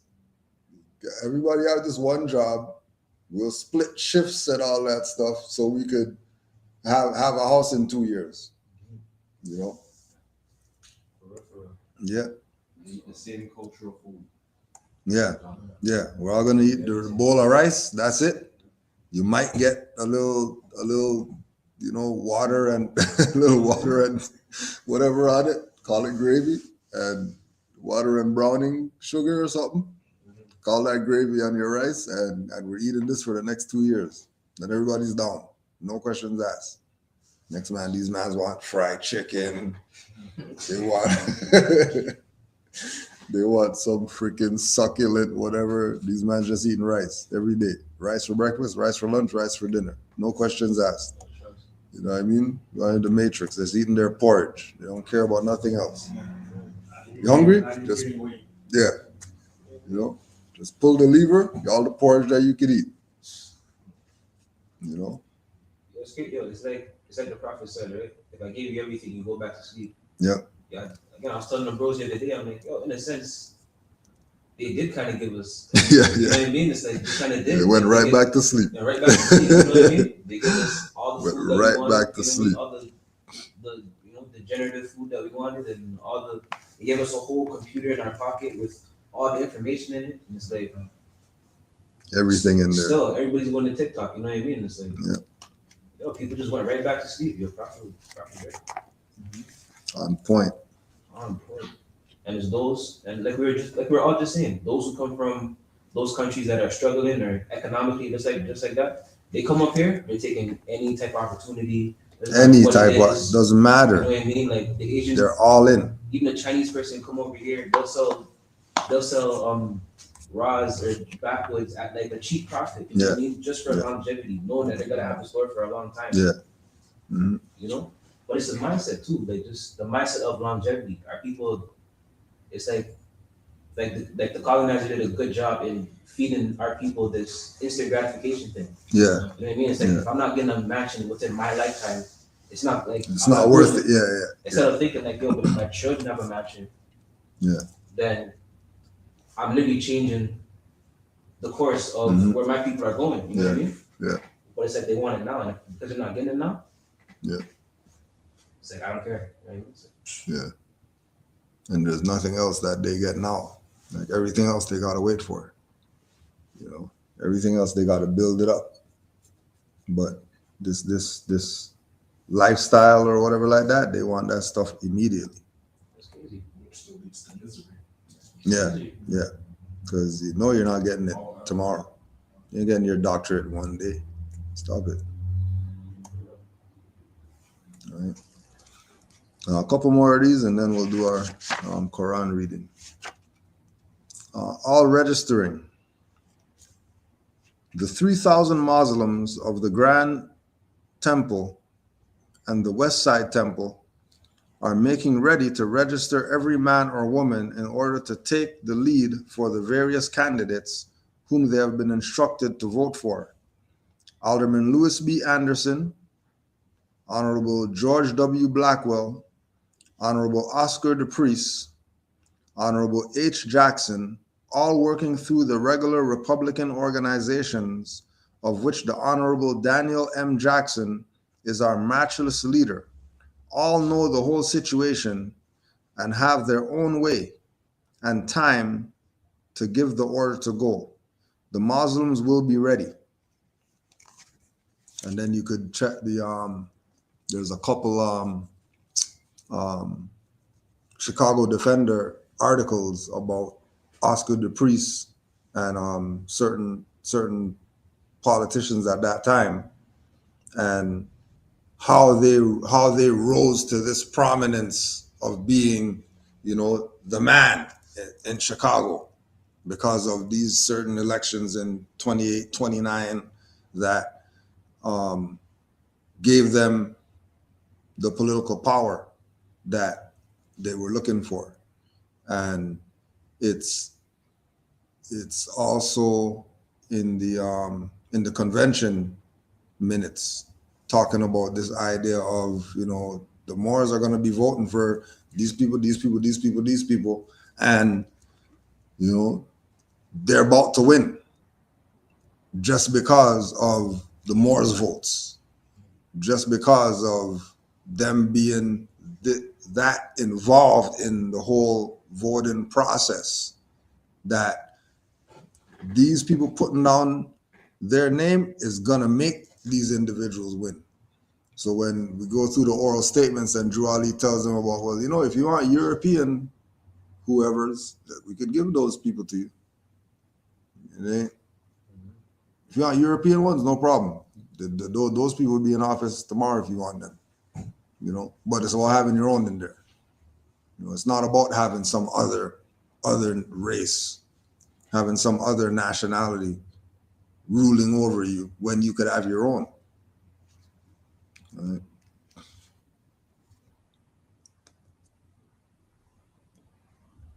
And then if you go check, there's a couple Oscar DePriest speeches too, where he's stressing the fact of the Constitution not being taught amongst our people enough. And when he gets in office, it's gonna be a standard that the Constitution is taught on all different levels of where our people are at, so they can be familiar with this, the great document of the nation and whatever. Right.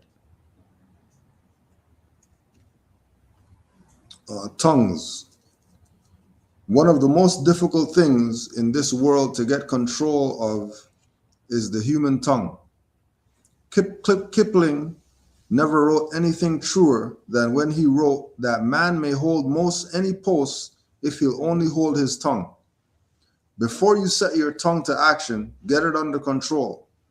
A single tongue can do more harm in the world than a battalion of soldiers.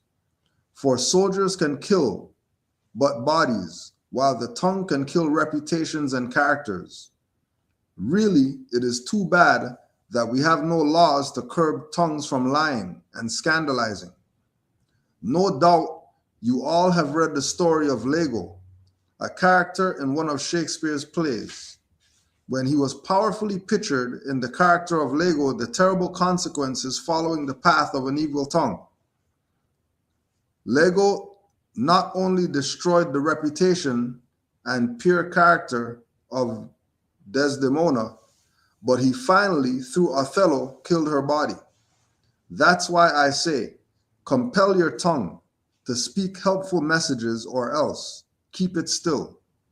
Make it a rule of your life to use your tongue for high purposes only. Resolve to speak of man or woman of no other way unless you speak of good qualities of that man or woman. No one ever gained happiness out of injuring the feelings or the character of someone else. No one ever failed to get happiness by speaking well of other people. So learn as if you were to live forever. Live as if you were to die tomorrow. So learn as if you were to live forever, and live as if you were to die tomorrow. So,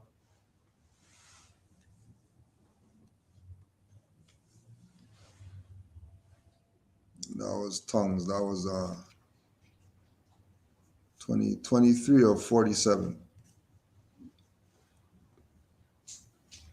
So we're going to be going through our Moorish literature. We're going to be going through the Quran and the 101s over the next little while, because again, this idea that we know that what Noble Drew Ali presented is really where it's at, and a lot of his work doesn't get enough promotion. A lot of his writings, his literature, doesn't get enough promotion.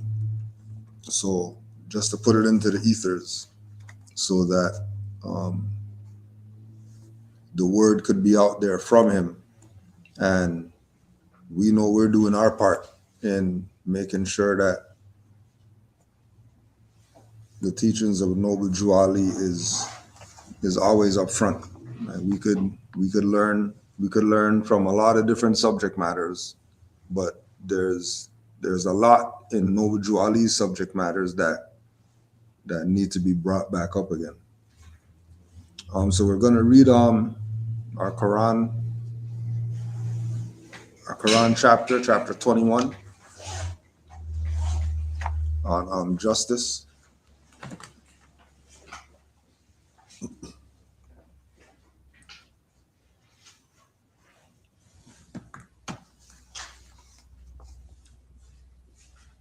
Holy instructions from the Prophet, justice.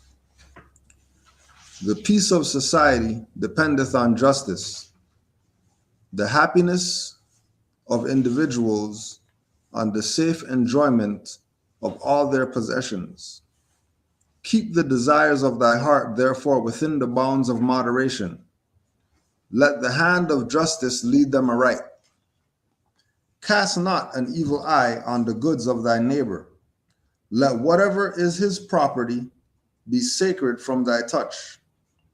Let no temptation allure thee, nor any provocation excite thee to lift up thy hand to the hazard of his life.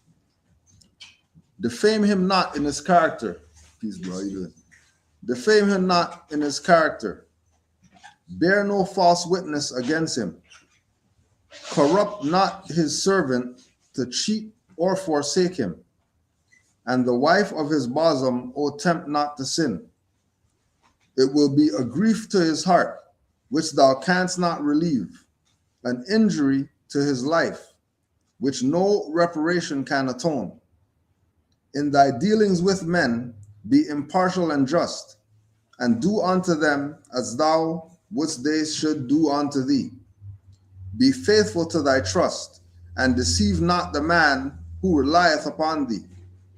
Be assured it is less evil in the sight of Allah to steal than to betray.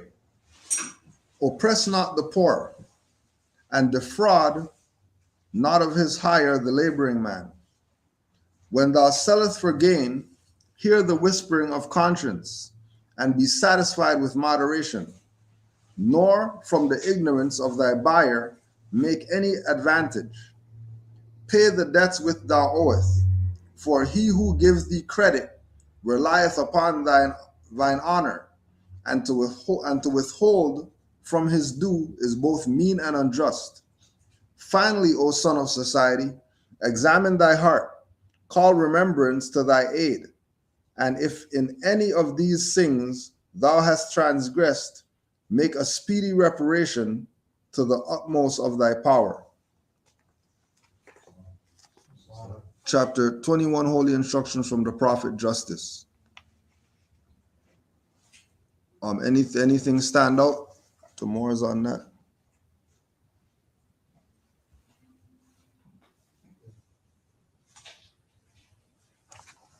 The whole thing with There's less evil on the side of all to steal than to betray. Mm. So right there.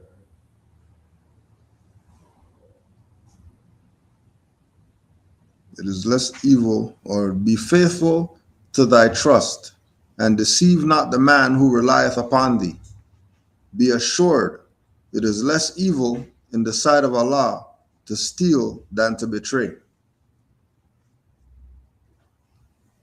So that right there kind of reminds me of like, some people still riding with sellouts because because they give certain information. It's Mhm. like they're the deceivers. You know what I mean? Like they're the ones that betray the whole nation. Yeah. And it's like it says right here, it's less evil in the sight of Allah to steal than to betray. So in a sense, it's almost like these people are kind of worse than the European. Yeah. Yeah. And betrayal is treason. And that's punishable by you not being here anymore. Because once you because the line before, be faithful to thy trust. It goes back to the thing with there's so many people doing corrupt things with the Moorish info, and then which shows that there's the trust is lacking, but then everybody out there is trying to teach somebody about how to do trust or whatever, and then they're getting into this document thing of trust, but not dealing with the principle of trust, and then want to know how come the stuff's not working, or why is it so hard to do this or whatever like that, when we've been told people, you get the wise trustee handbook and they give you examples in there and everything how to create a trust. You even need somebody's conference class to go learn how to write a trust. You could probably even pull up trust samples and just study those, but because of the betrayal of the trust, now you have the principle in the back, and then the paper thing in the front. Just like you have the mindset of being a Moors in the back, and everybody wants cards and papers in order to be Moors, instead of getting the knowledge that's gonna activate the Moorish in you. Hidden contracts. Yeah. I feel like that's kind of divine that it's number 9. I know. I was just thinking that too. Yeah. I feel like it's divine that one line is number 9. Mhm. For real, for real. Yeah. And then even number 10, oppress not the poor and defraud not his hire, the laboring man. Mm-hmm. Again, these sellouts. Yeah. Like, these people are the worst type of people. Where it's like you're still, you're taking funds from people, you're calling people that believe in you. You know what I mean? It's like, you're just Or taking their last taking finance. They're taking their rent money or whatever like that. You're taking their rent money in order to make it. You You know what I mean? Right. Oppressing the poor, defrauding the laboring man of his hire. Rennie could talk to that stuff there. No.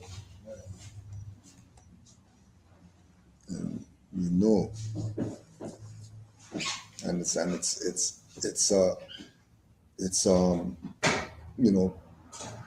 of the pitfalls that we deal with in this, whether you are being defrauded, whether you're being oppressed, when you look for the criminal, 8 times out of 10 is going to be your own. It's not going to be somebody who doesn't look like you. It's going to be your own that's defrauding you, and then being justified in the fraud that they do, right?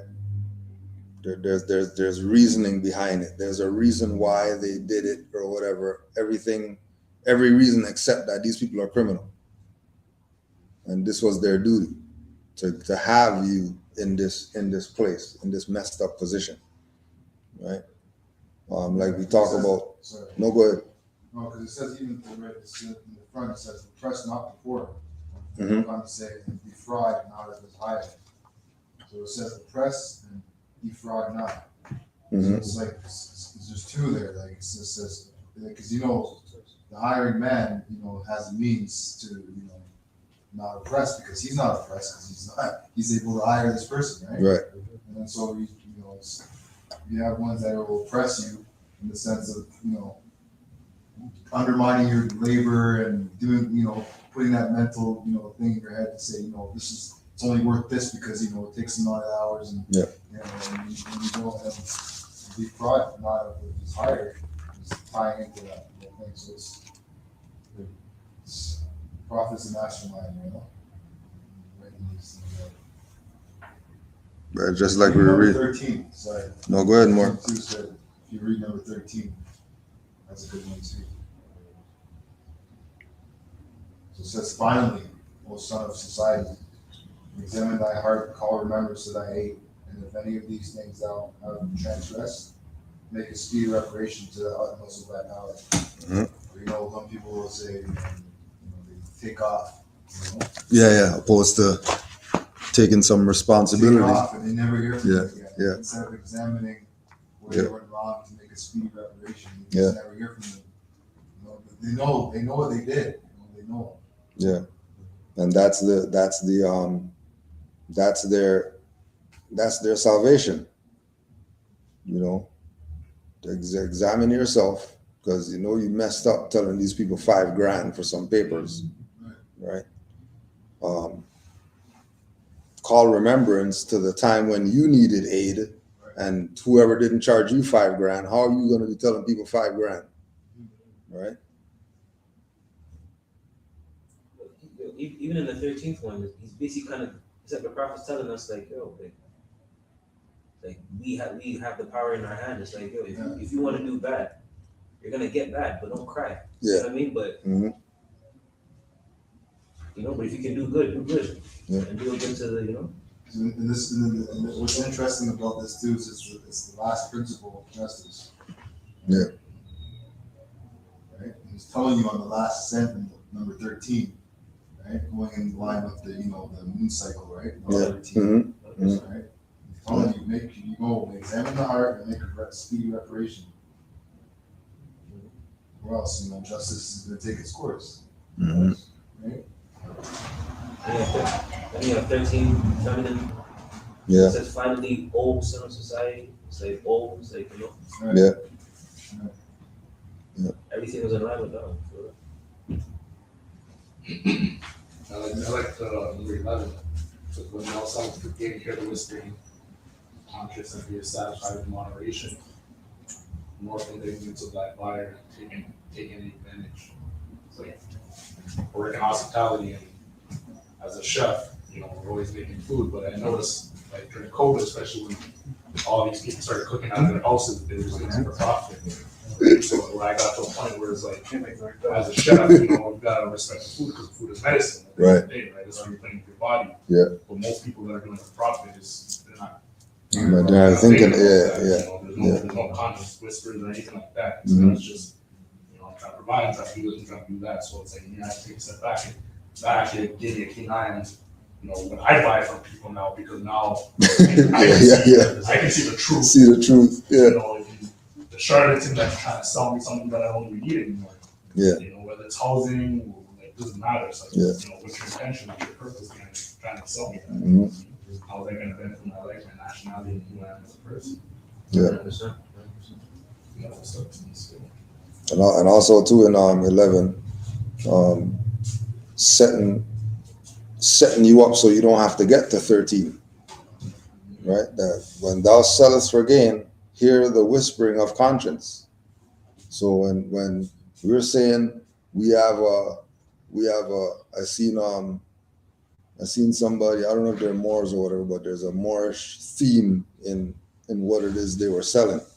and then they had some hoodies for like 90 notes or something like that. Yeah, You know what I mean? It's like, crazy. there's no way that you just said 90 and that's going to be the price of it or whatever like that. You know what I mean? How, if we know, we talk about all the shoe people and how they can go and they're getting, 5 notes or whatever like that. They're telling you 300, 500,000 for some shoes that there's no way that that's the cost is like that. If you got 500% profit and all that stuff, you're playing games with people. You know what I mean? So it is letting you know, and especially in this realm, that when even if you're not selling, you might have a brother or sister have an issue, and they need to build with them more. Listen to your conscience. That's telling you, hey, you're not gonna tell these people 300 an hour for some consultation. You know what I mean? Because we have holy covenant. We have certain things that are supposed to have us deal with our brothers and sisters on a certain level. That we don't get into a certain pattern. You know what I mean? And you see the pattern with people who, if they're, for example, if they don't have a job or something like that, you know what I mean? They find a way to use the Moorish paradigm to, get themselves a job. They're telling people $5,000 for some papers. Well, they don't have to work for the European or something like that, so they can be a European and rape their people. You know what I mean? Like, But it also allows you to just keep the desires of thy heart, therefore, within the bounds of moderation. So again, like speaking about desires of the heart, and just in the sense of moderation, when you sell a pair of sneakers for $1,000, Yeah. or a hoodie for 100. And then you associate that with status now because you've seen everybody else wear at your school, and you're like, well, I want those brands, I want that. Yeah. So now there's no sense of Yeah. that moderation because they don't know now. Yeah. That's coming off the backs of some, Asian or something like that, and that's working $2 an hour or whatever for a paper. Not in certain, I was talking to someone about this yesterday. Muslims, they don't deal with interest, right? They don't deal with interests, like things in life, right? So what I was talking to this guy. He used to be a banker. He said he actually left because when he came over here from this country, he said he couldn't really work in the banking thing, so he went and started, doing like houses and stuff, like renovations. Because he said banking he couldn't agree with. Where he was working specifically, he said he couldn't do the whole fraud of interest rates. It's like the heart was from the world.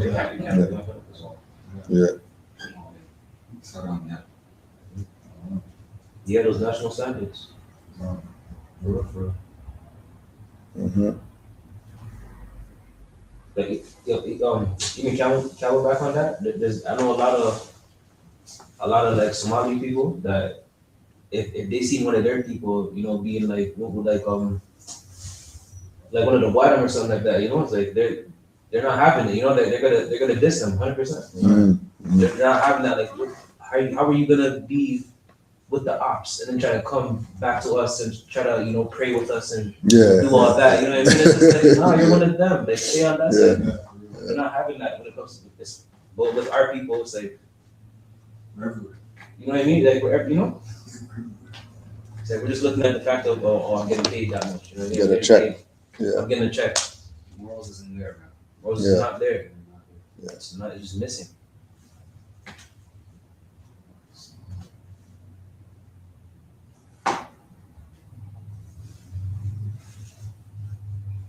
Somebody was talking about earlier in the chat about Moors. The one thing that Moors don't deal with is credit. That if they dealt with credit, they would be further ahead. But we're going back to the same thing that pay the debts which you oweth. Right. For he who gave thee credit relieth upon thine honor. Now, if the people who gave you the credit aren't honorable, then why you even going to them in the first place?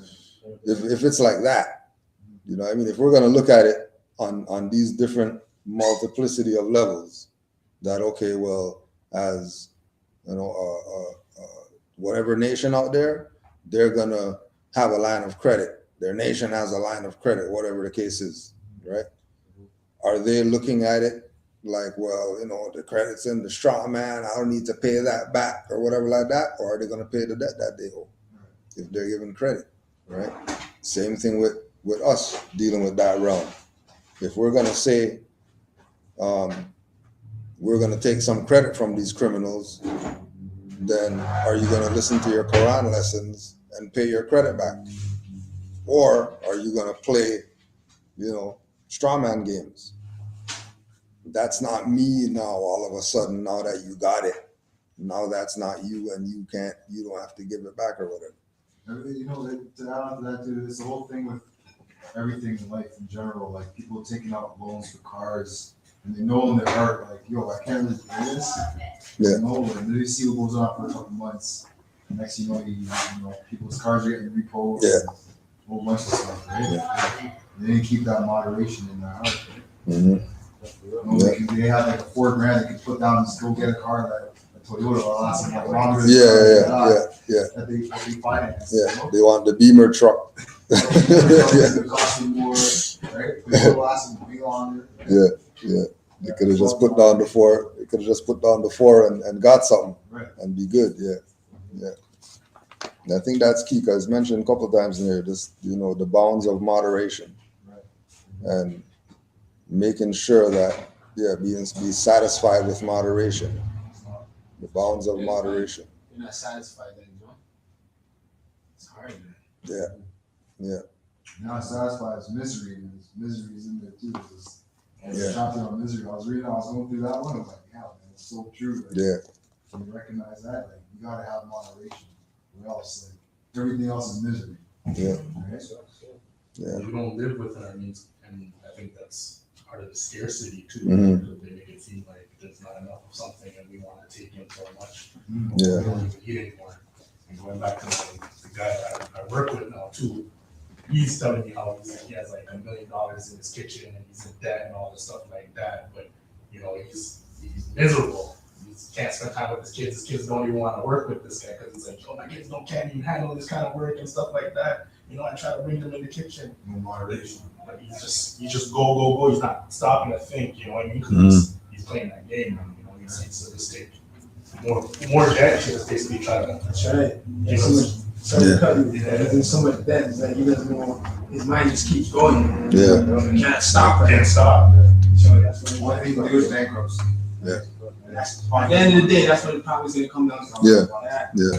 I can't remember what I was reading, but it was like we're motivated by uncertainty. Mhm. You know, that uncertainty is like Mm. just driving you to keep going. You start Mm. seeing like you're missing your time Yeah. now. You can't even stop to think about what's really going on. Why people don't want to work? Nobody wants to work. And no Europeans. He's hiring Asians, Africans. There's a Nigerian guy up there, a Vietnamese guy up there, a mulatto, and you know, he's paying the deal, whatever. Just helping him. And like that, but like, you know, I'm like, okay, that's who he knows are going to be around him. He has a group of Ukrainian because he has another business on the side too that uses them for, but you know, you just can't see it. Right? Yeah. You'll see it because the interest rates keep going up.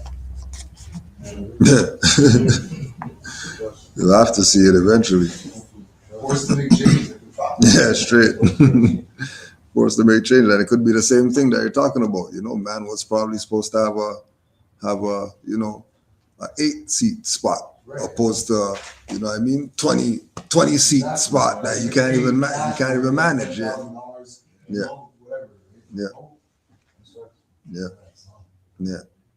He wanted to sign with the lights instead of, you know, just the, you know, paint on the wood and put that up. You know? Yeah.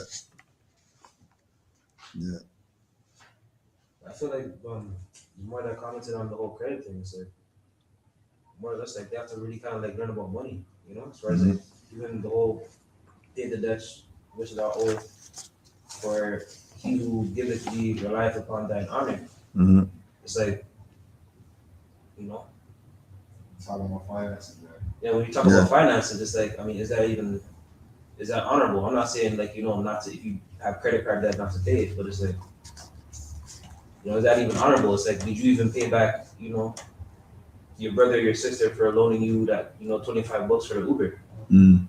You know what I mean? Like, did you even do that? Right. You know what I mean? Like, people want to talk about big corporations, but you have to fix your credit within first, and when you fix that credit within, everything else just naturally everything else comes is after. gonna Naturally. Simple things. The simple things, exactly. Mm-hmm. You can't do the simple things. How can you handle the big things? That's the come Yeah. Whatever you're heading towards. Yeah. You know what I'm saying? So I feel like that word honor, I feel like there's a reason it was put in there. Mm-hmm. Reminds me of Menace to Society, the beginning of Menace to Society, when you're playing poker or something. Yeah. And the guy, I think he ended up owing the money. He's like, "You're gonna pay me my money?" And the guy's like, "Nah, I'm not paying you no money." You know, but what are you gonna Shut up. Yeah, exactly. He's like, "Me?" And it's like, locked him right there. It's like, betrayal, right? Yeah. It's like the treason. betrayal, no honor. No honor amongst thieves. Honor. He did both. He stole and betrayed. For real. That's crazy. Yeah. And then his life got number 9. 9's completion. His life got completed. Mm-hmm.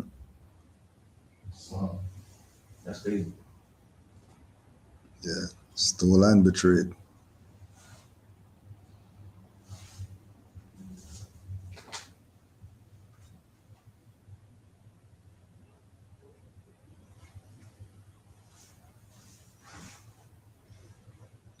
But no temptation of Lord be. Yeah, I was just reading that one. Social media, it's Instagram, and twerking, Yeah. and it's out there now. Let no temptation allure thee, nor any provocation excite thee to lift up thy hand to the hazard of his life.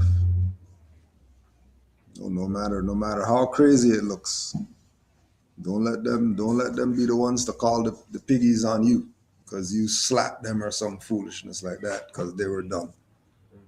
You know, don't be the one to bash them in their head in with a bat.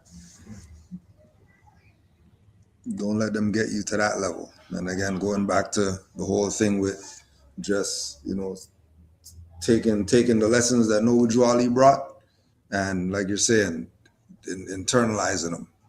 You know, credit is not from the bank. Credit is within. You know what I mean? You know, God's not some external thing. That stuff's within. And seeing it from that perspective, looking at it broader than we look at it would give us a more connection to it. When you have, you know, especially when you're talking about, you know, people defrauding, people not having any honor and stuff like that, at some point you're gonna have to look at yourself and ask yourself, why am I even around these people? Like, why am I around these people who are frauds and who are deceitful and who are whatever? Like, why am I always stressed out by these things? You know, it's like the people always complaining about, I never have nobody to talk to. I'm always the one who everybody comes to. Why is everybody coming to you? You know what I mean? Like, you know, maybe they're vampires. That's why they keep coming to you. You know, maybe it's time to cut off yourself from certain people who only want to suck you and that's it. You know, they ain't giving anything. All they keep doing, They're like the drama or whatever, you know, they keep coming to it for. yeah, or that they could be a drama addict or something like that. You know what I mean? All they want is people's drama. You know, but then they have their own drama in their life they can't deal with, or they have no one to help them deal with it. It's always like that, you know what I mean? Yeah. It's a real thing. It's a real thing. It's for real, man. It speaks to like the mastery of like the math and the science that they create because you're using you know, all this spiritual and credit, and all these things like that. And it's like if you don't know that, then you shouldn't even be really in that. Shouldn't even be in that realm. Get it. Yeah. And then you gotta actually know how to apply it. Yeah. You know, and everybody's other nationality, because they know how to really apply, like the Asians, and because they're coming there, already know what to do. Right? Yeah. Just like that, man. Just as soon as they get it, they already know how to apply it. Instant. Yeah. Having the people in the banks ready, setting them up. Putting their name, putting their whole language on there and everything. Yeah. So like you on the market, when you're taking 7 years, yeah, I see that. There's a lot of buildings out there. Yeah. And in Brampton too, same thing. The language is on the banks and everything too. So, you know, maybe just get that on there. Yeah. I remember that too. I remember this one bank in Scarborough where we used to go to.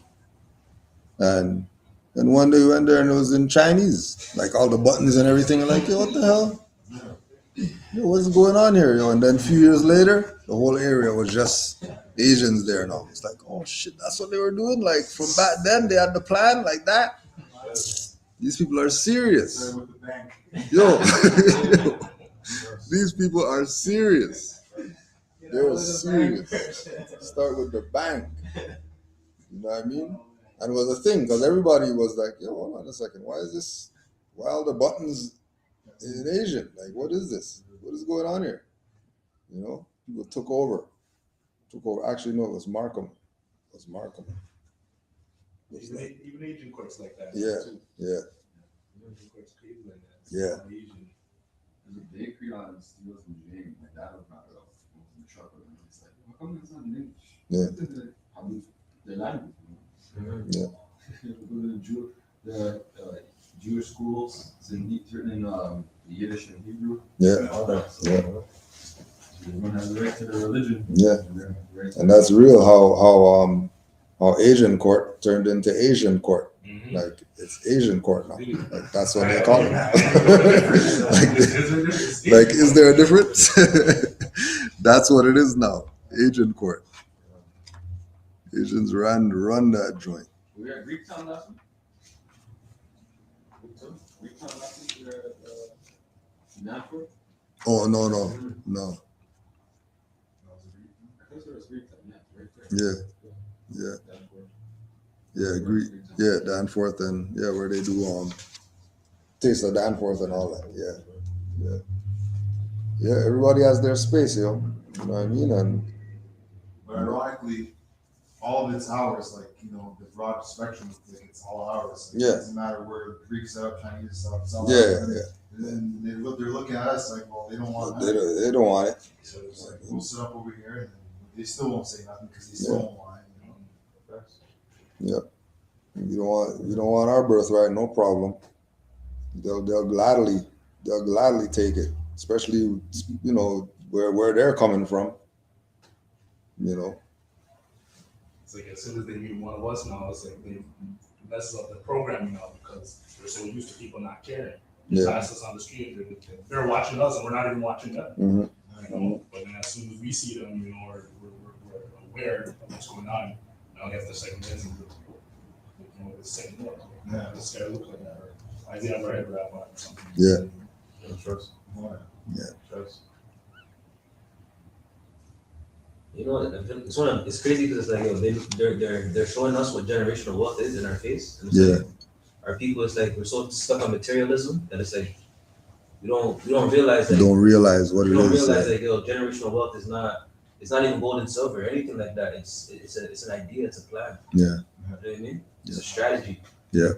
Because like you're talking about, like what Asian, you talking about Asian court? Like, Yeah. that wasn't filled with Asians, but now it's filled with Asian people now, no? Yeah. That's right by Bay Mills. Yeah. Yeah.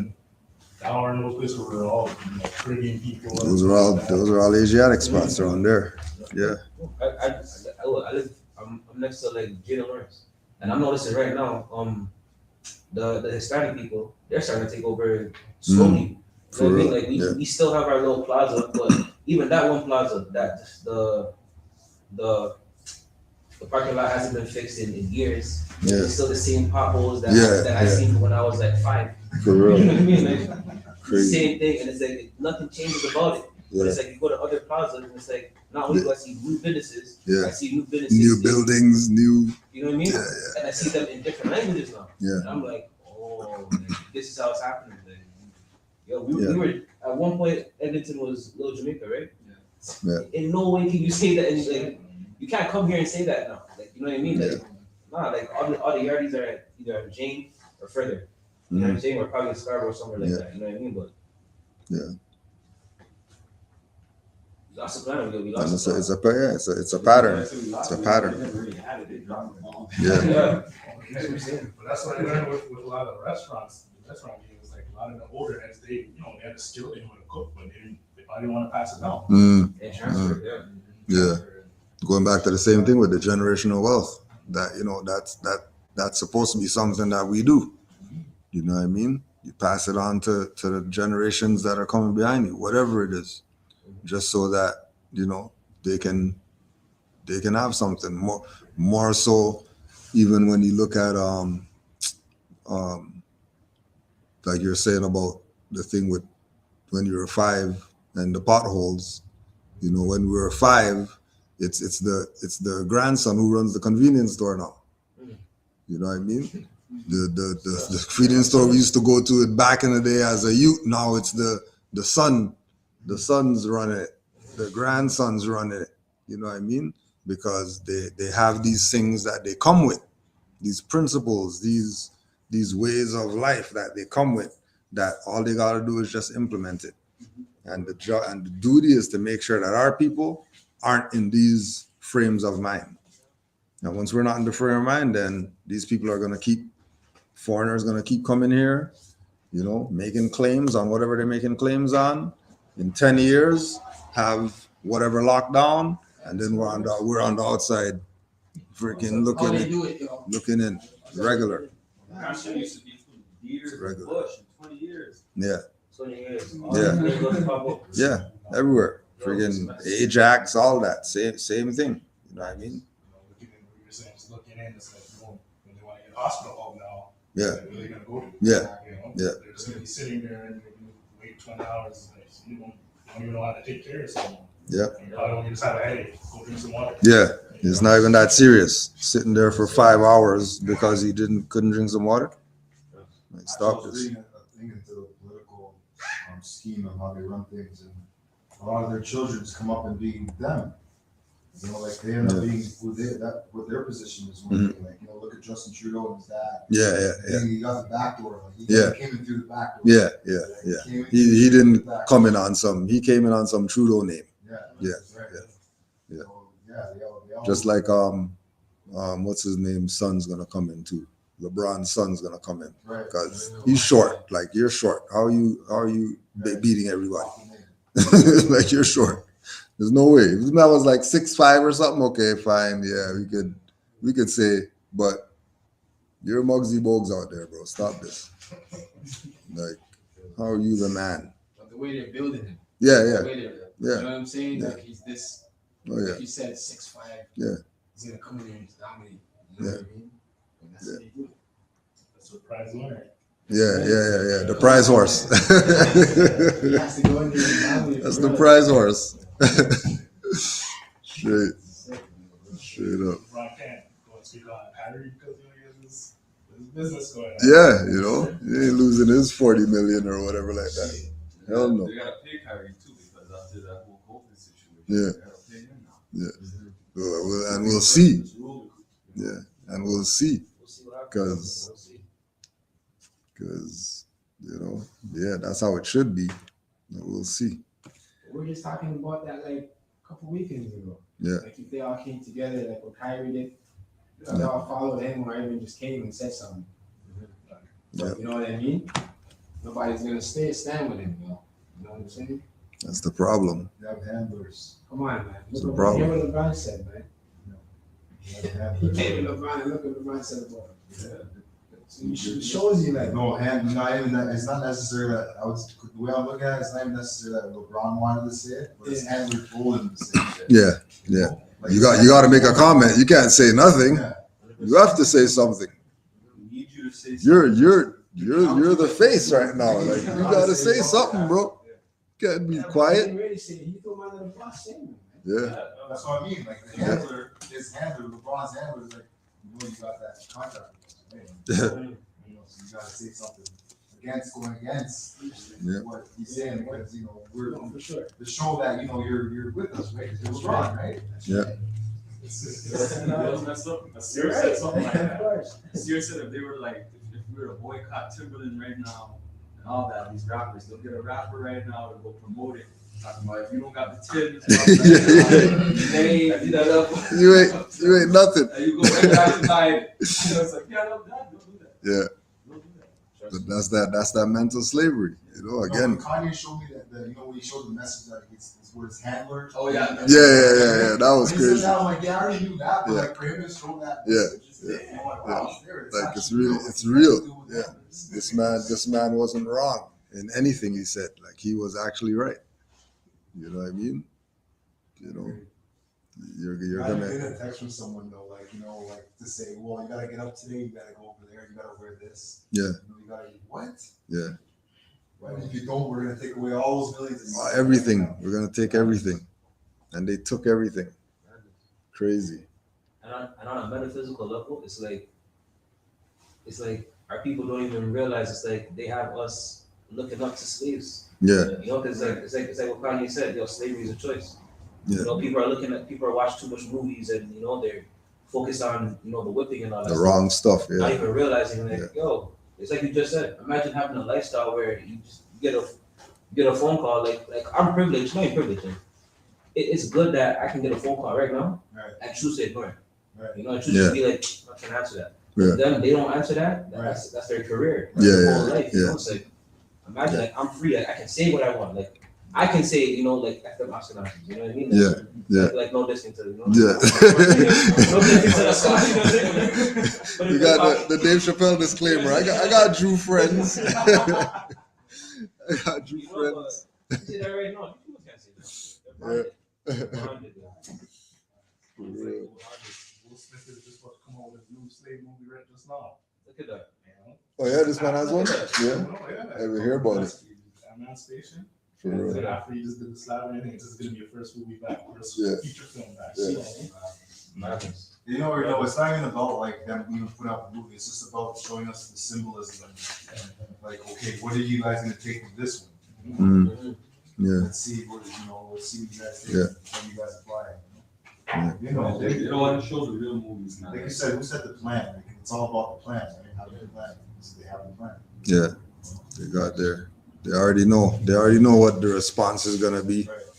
You know. Islam. Any questions or any other comments before we? Like everybody's buying their truth for their nationality. We're used to buying a lie. Yeah. That doesn't even exist.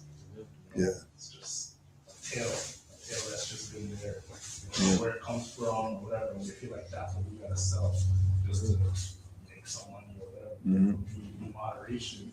You know, it's all sustainability and trying to learn how to do things that most of us probably don't even know how to build a house.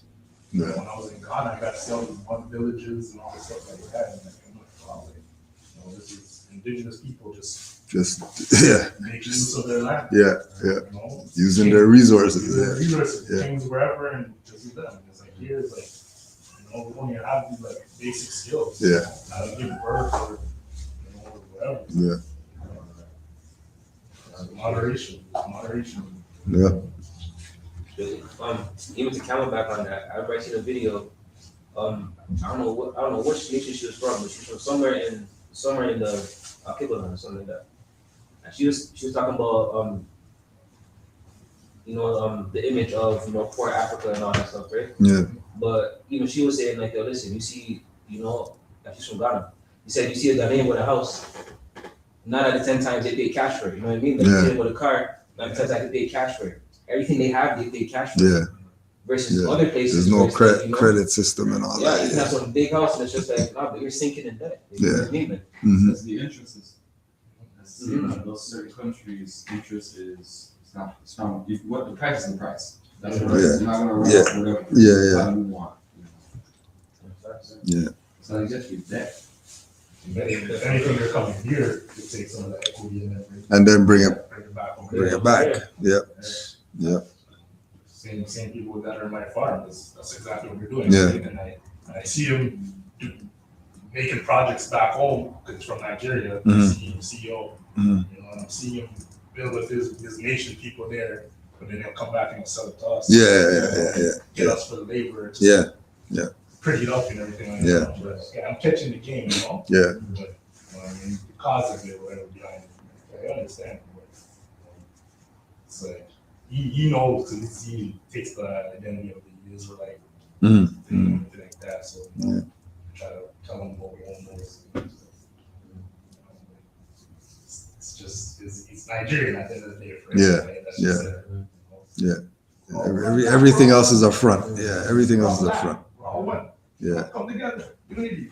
Yeah. It's just his personality. Not coming together to death. Yeah. Yeah. Mike says everything, bro.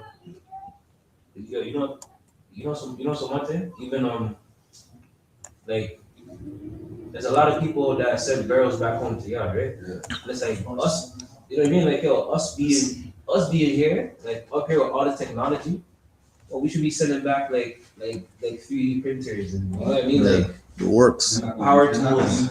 I mean, it's It works. that's the crazy part. It's I'll like tell you, I'm in the same situation with that right now. To do stuff, they're not gonna do it. Yeah. send them so much solar generators and these type of things. Shoot, into them. Who was that? She went to Church house? the church, gave her. Another prophet. Yeah, prophet at work. So January 7th, 13th annual Noble Drew Ali Day. We're going to be at the Steelworkers Union Hall downtown, 25 Cecil Street, 11 to 7 p.m. And we got Michelle Gibson. It's going to be on the card. Michelle Gibson, Jose Pimenta Bay. My sister, PhD candidate, going to be doing her dissertation on the Moorish Science Temple, and Brother Denamel. So it should be heavy hitting as usual. And of course, we're going to have our 5 principals and a couple other food vendors there. 35 notes with food ticket, 25 notes without food, and online people, 25 notes. Just send an email to canaanlandguide@gmail.com and we'll get you on the list for that. Peace and love, Moors. And also look out for we're going to be getting our winter solstice walk sometime December, maybe third week or so, second or third week in December. We'll let you know the date. It's probably going to be on the Beltline. We usually go over at Young there, Young and Merton Street. Just to get out, give our winter solstice honors to the ancients, and that's probably going to be a walk. So we'll close out, and if there's no other questions or comments.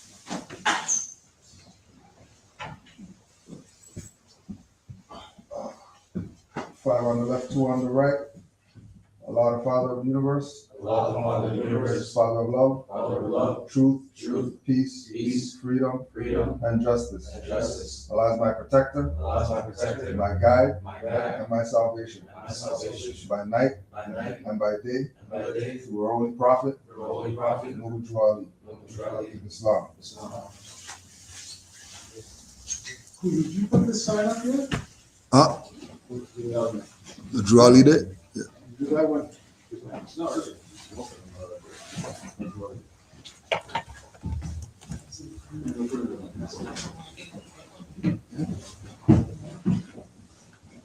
See you.